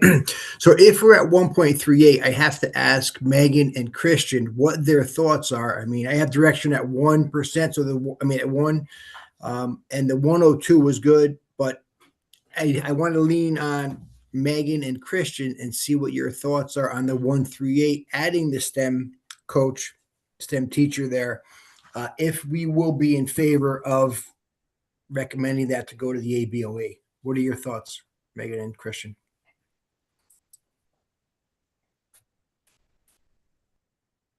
Well, Joe, I think Megan's the only one who's on AFC. Yep, but thanks for asking, Joe. I appreciate that. So my thoughts real quick are that I would love to have an open check and spend for the welfare of our kids. And I have a question as to whether or not we can't still accomplish having the STEM coach and just take a more conservative approach to what we've done the last 5 years that has led to the surplus, however we want to call it. So I still think we can get the STEM and spend a little bit less on and have less of a surplus. So I think we can have both. It's a great point. Yeah, I mean, I'm with Christian on that, and I would add that the portion that we kept last year that's in the educational reserve that's currently committed to the library media project at the high school, that ultimately is going to be reimbursed by grants, meaning that we should still have that money sitting there ultimately when all is said and done as well, if I'm not incorrect. And just by point of clarification, we have looked at an internal way to get the STEM coach, and it will require a schedule change. That will likely not be favored. Just so that you know, that would be what we would potentially be looking at. Okay, Autumn. And sorry, Donna was raising her hand earlier, so let me go to Donna and then Autumn. Yes. Donna Schuster. Okay, she's does not seem to be there, but And maybe her Autumn, hand you went could down, speak. so. Okay, could you speak, Autumn, then? Yes, thanks, Sudhir. I was just gonna say, I would be in favor of the world language of keeping that. That was, you know, that is seems to be an aspect going back to like, you know, why we're here and supporting something that students want, in terms of increasing their choice. So the budget, which I think is the 1.1, is that right? 9. 1.19. 19. Oh, thank you. I would be in support of that. Okay, and Donna Schuster.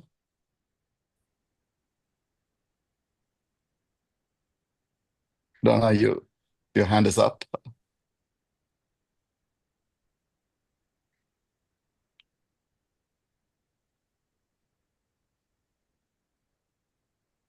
Did we lose Donna? Well, her Maybe hand's she's down still. now, so that I think the only person we haven't really heard from yet is Sally. So I didn't know if she had anything she wanted to say. Oh, Sally, I think you're muted.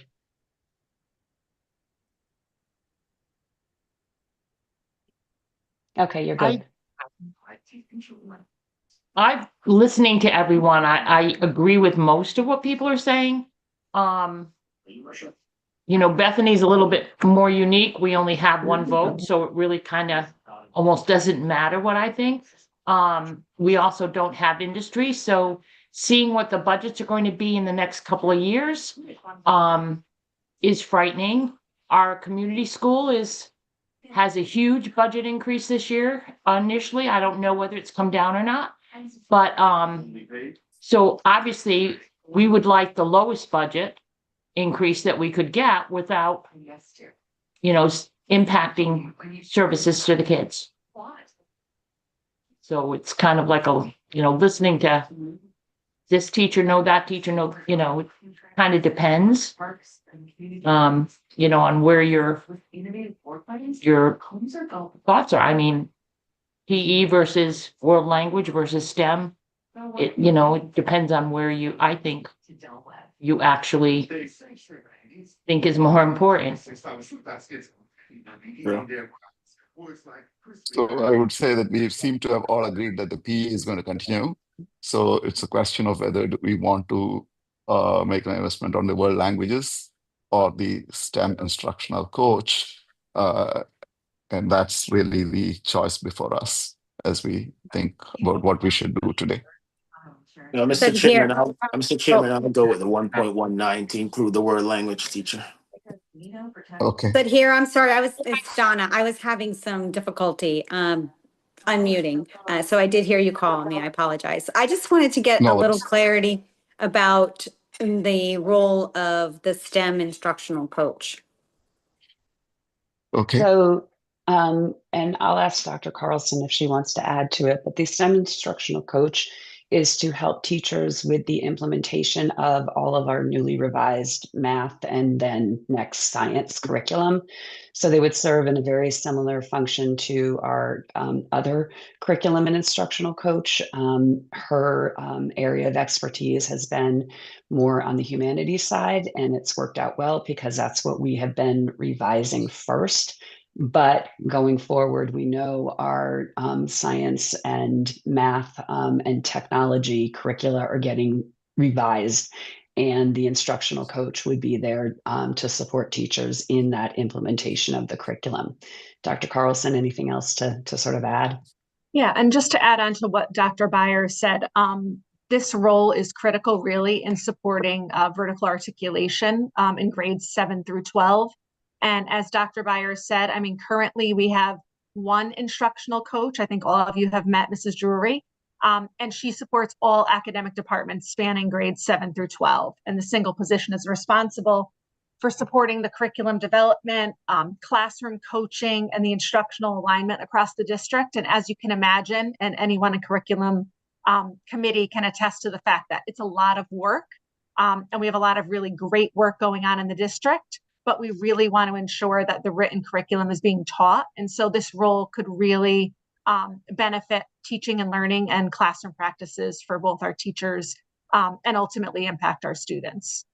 I'm going to tie you to this chair. All right. So thank you. So just to throw the opinion in here, I'm going to say that, and I can support the STEM instructional coach, but I would like to hold off on the French for now, just to get to gauge the overall interest. And if I had to choose, I would definitely choose STEM. So thank you so much. I appreciate it.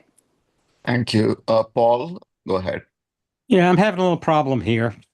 Item number one, what we're doing will have absolutely nothing to do with the surplus, because eliminating teachers is lowering the budget, not lowering a surplus. Secondly, we're trying to do the job of our staff, our superintendent. They're the ones who set up the schedules. They're the ones who select the courses. We don't sit here and judge which teacher we're going to accept and which teacher and which course we're going to do. That's not our purpose. I would like to, and I said it before, when I brought up the 1.53, and I'm talking about 2 weeks. I would like to give the administration, our principals, an opportunity to work with what they know we've discussed today and go for a vote that we will accept the budget no higher than 1.53 and do what we've done in other years. We've lowered it so that they can look at that and understand that we want the budget to be lower if possible. But if they can come up with a plan and that plan satisfies the needs of our students, that would be something that we should look at. I'm not prepared to vote today, and I'm going to vote. I'm not prepared to vote for a budget that is limiting what they can do. I want to know that they've had the opportunity to do the job that we hired them to do. So if it comes to a vote, 1.53 is my limit that I will not vote below. And that's my explanation. I just And wanted I to want to say, say that, go okay, ahead. I'm Sorry, sorry. Donna, I go just ahead. wanted to Go say ahead. that I support what Paul just said. I think that we've talked a lot about all different pieces of this. And I would like to see administration go back and work based on everything we've said and see what they come up with, if possible. I am with Paul and Donna on this because I feel like, two reasons. One is, of course, the Board of Education can actually come back and change this if we give them a upper bound.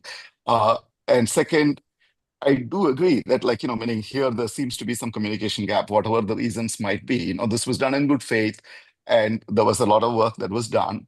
And if they can go ahead and, convince us that there is the possibility of moving ahead with the curriculum in a way that I think brings the staff forward, we might be open to it. And keeping that flexibility alive seems to be like a good thing. Because the board will definitely have another opportunity to take a stab at this. So I am with Paul and Donna on this to preserve the flexibility.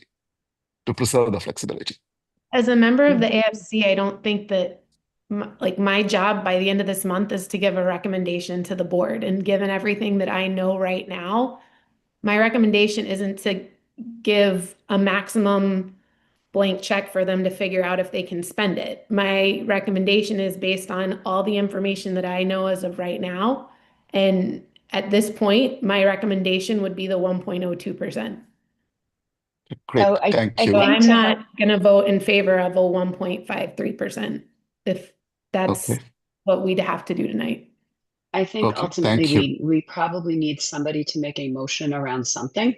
Right. Yeah. And have the members of the AFC vote on it. And if it succeeds, that becomes the recommendation coming out of AFC. And if it fails, then you can make another motion and see if that succeeds. Okay, thank you.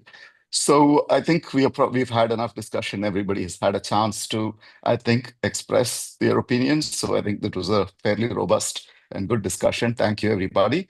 So let's go ahead with the motion. So do I read that motion and then ask for a? Okay, so I'm going to read the motion. Hold on. No. Yep. So it's just so that everybody knows, there is a motion in the AFC packet that is the 1.53. So that's the original proposal. And then again, anything can be changed if it does not pass successfully. Yes. So I'm just going to read that once and ask for a motion to. So let me read that. The Amity Finance Committee moves to recommend the Amity Board of Education approve the superintendent's proposed budget for fiscal year 26-27 in the gross amount of 58,997,700 and the net amount of 57,450,358, a 1.53% increase over the 2025-2026 budget. So do we have a motion? I'll use your electric thing when we get back. Sorry, somebody speaking? Okay. Do we have a motion from and a second? We need both. So are we getting any? So I see Yes, Autumn. Autumn is and is there a second? Okay, Paul, did you second?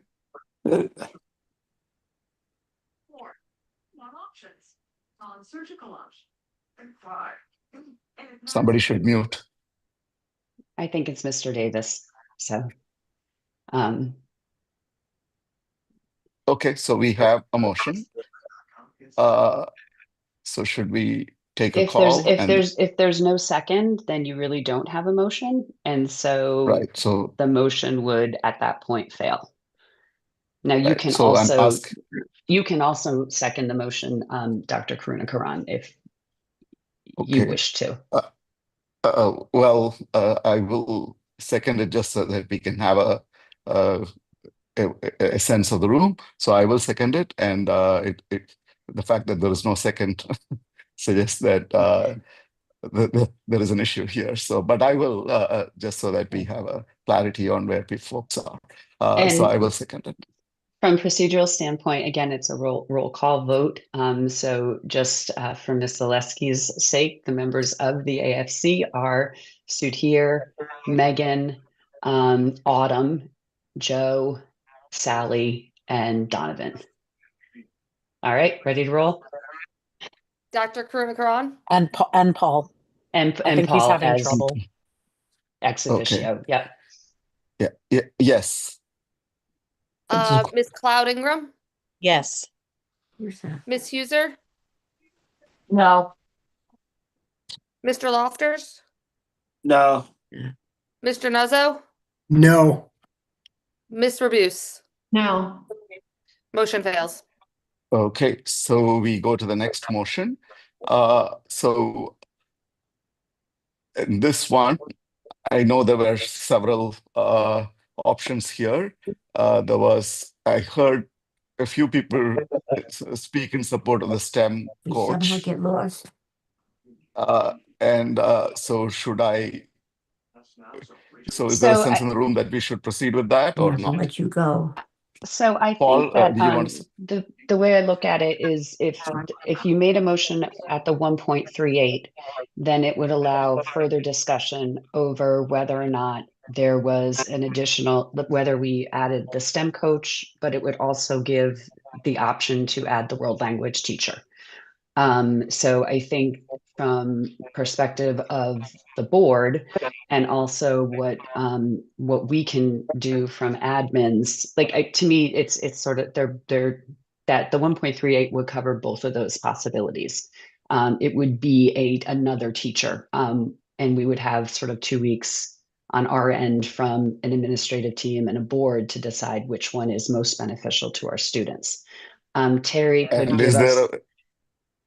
could I just ask, is there a way that you might be able to move Yeah, things yeah. around where you could do both as In well? that room.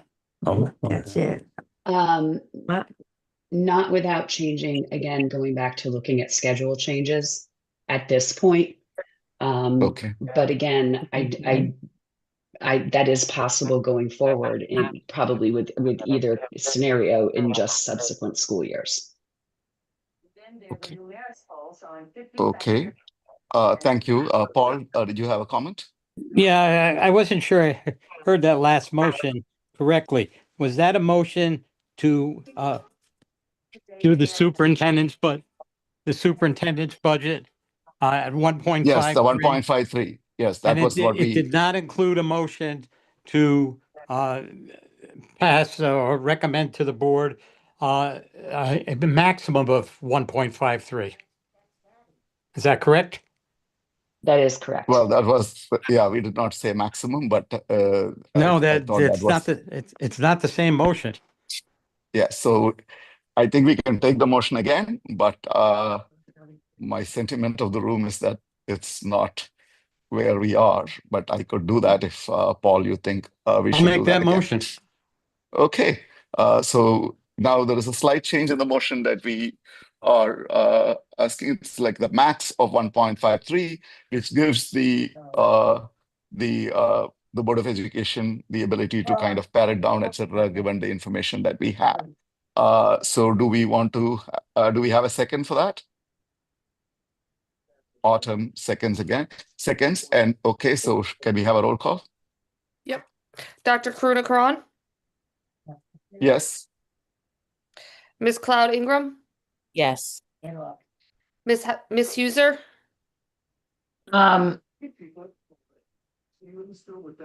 Oops, wrong. Oops, Sally, you went quiet. Yeah, I'm sorry. this is for the motion of a max 1.53%, Sally. So that the board might choose to actually bring it down. Yeah. All right, I'm gonna say yes then. Thank Mr. you. Thank you. Mr. Lofters? No, that seems like we're trying to squeeze the schedule. We're in there kind of a sneaky. No. Mr. Nuzzo? No. Ms. Rabuse? No. Mr. Davis? Yes.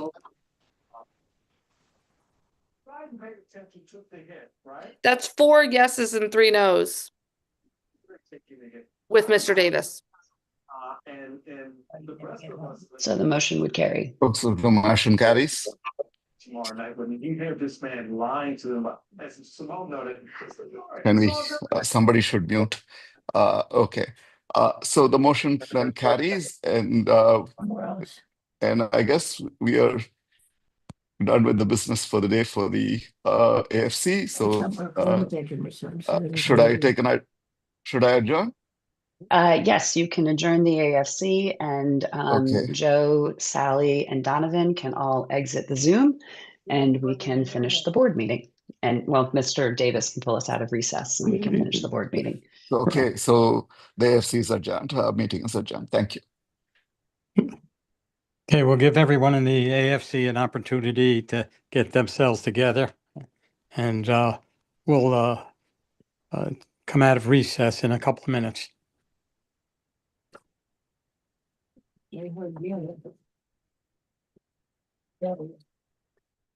All right, it looks like they are all gone.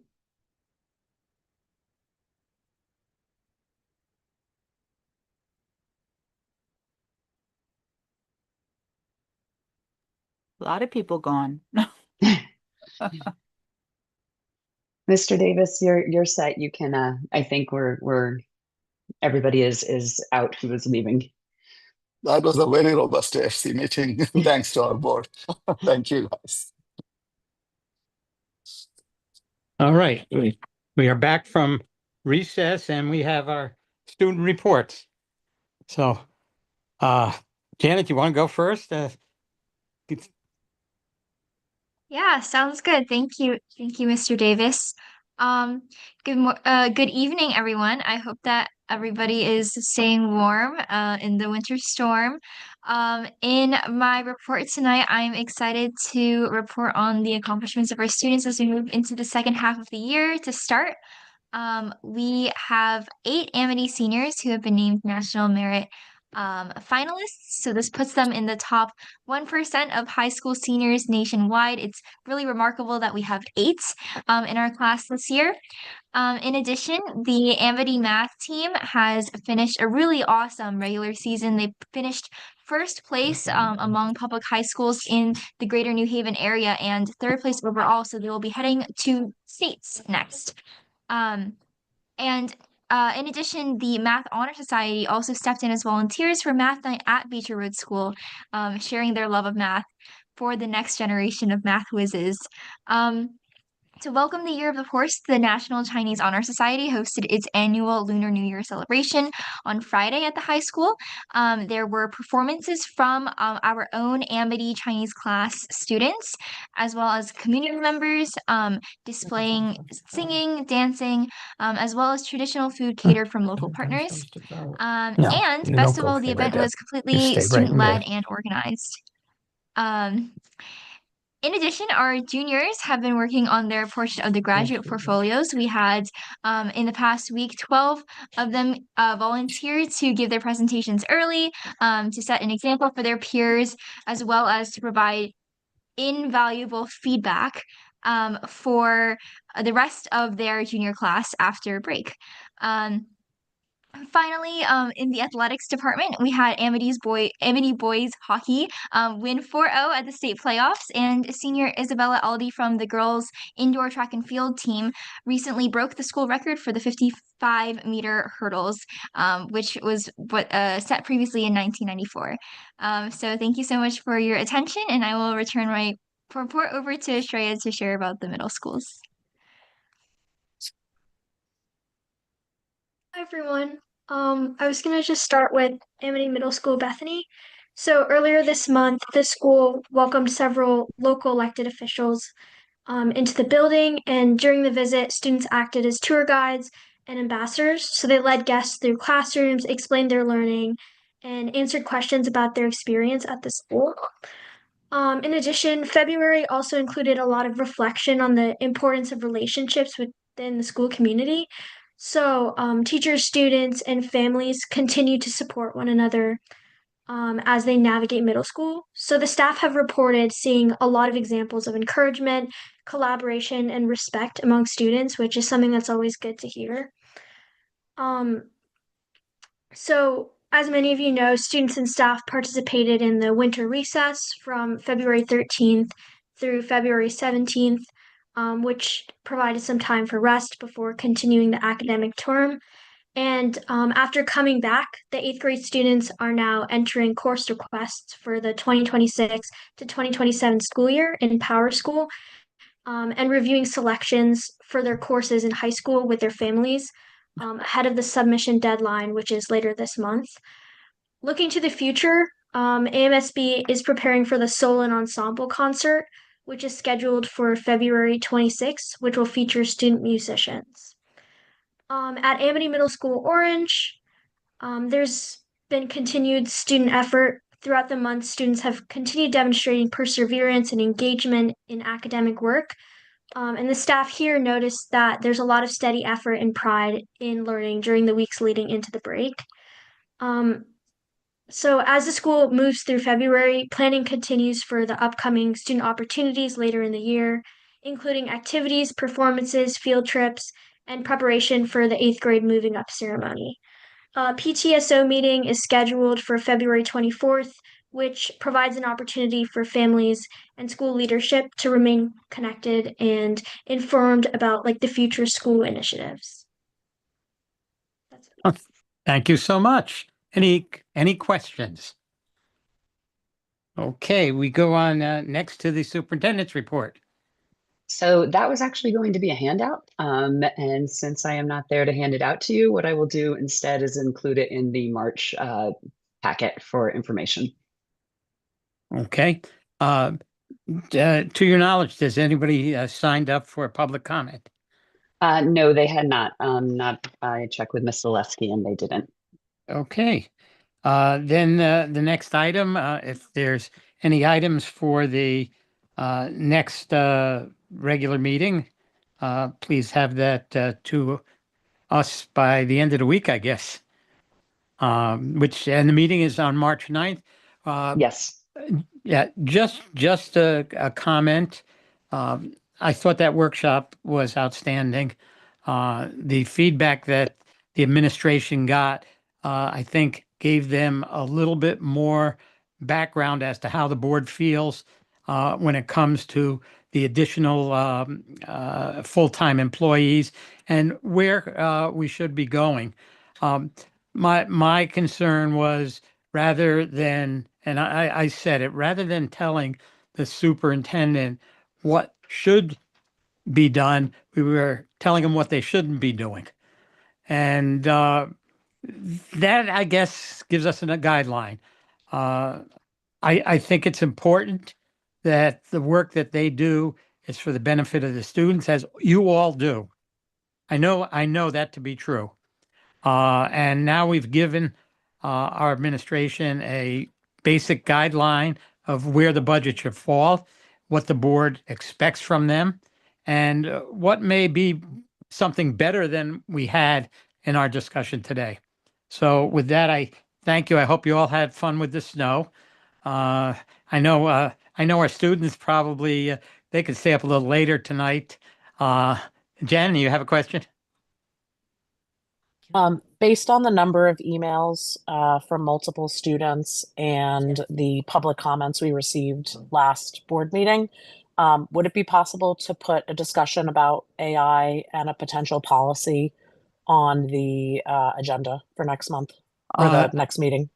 Yeah, I Or think maybe the one that's after the budget. Yeah, I don't know if next one, but whichever one makes I, sense. I think the way to go with that, and I had spoken to Dr. Byers already about concern about the clarity of grading techniques as far as AI goes. I think that should be handed over to the policy committee. When the policy committee meets, people could suggest to them what should go into the policy, if there is going to be one, and then they would bring it back to the board if they have a plan, and then people could comment on that plan rather than just talking about it with us and then having the policy committee go through exactly the same thing. So I think that would work more beneficially if the policy committee is okay with that. We'll talk to the chair, superintendent, see if that is something we could do. And then if there's concern that we're not addressing it properly, we'll bring it back to the board. Okay? I guess my suggestion would be that it should be a joint policy perhaps created with the AI Council, the policy committee, and maybe even student input. Well, So I think we have pieces in place where AI Council can be part of the process. My hunch and my feeling from having looked at the few AI policies that are out there is what is really being requested are the regulations that would go with it, which we would develop through the AI Council. The policy would be much broader and probably not quite as explicit as what I think some of the communications we've been receiving would be looking for. That they're truly looking for the regulation piece, I believe. Okay. I know But at that the high I know level, that. could I, Sorry, go ahead. We're not going to discuss this at this particular time.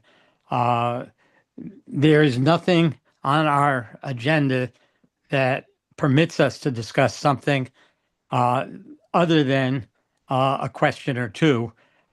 So we're going to hold off on that. Donna, you have something? I just had a comment. I think being on the policy committee, I would like to hear also the board's concerns so that we're making sure that, we could do all this work that we're addressing some of those concerns ahead of time. So right. what would be some of those concerns that board members would have or what they hear people have? I think Right. I'm just gonna- Our standard procedures are not to bring something to the board before we send it to policy. The way we handled it is if you have a comment or suggestion for the policy committee, you bring it to the policy committee, and then the board is brought back with what this is going to be, that's the policy. And then the board could comment it and accept it or reject it. But no matter how we look at that, everybody gets their opportunity to discuss it. I just think that the way we've always handled it is that it goes to the policy committee and then comes back to the board. Okay? All right. And thank you very much for this evening. And if there's no objection, we are adjourned at 8:16.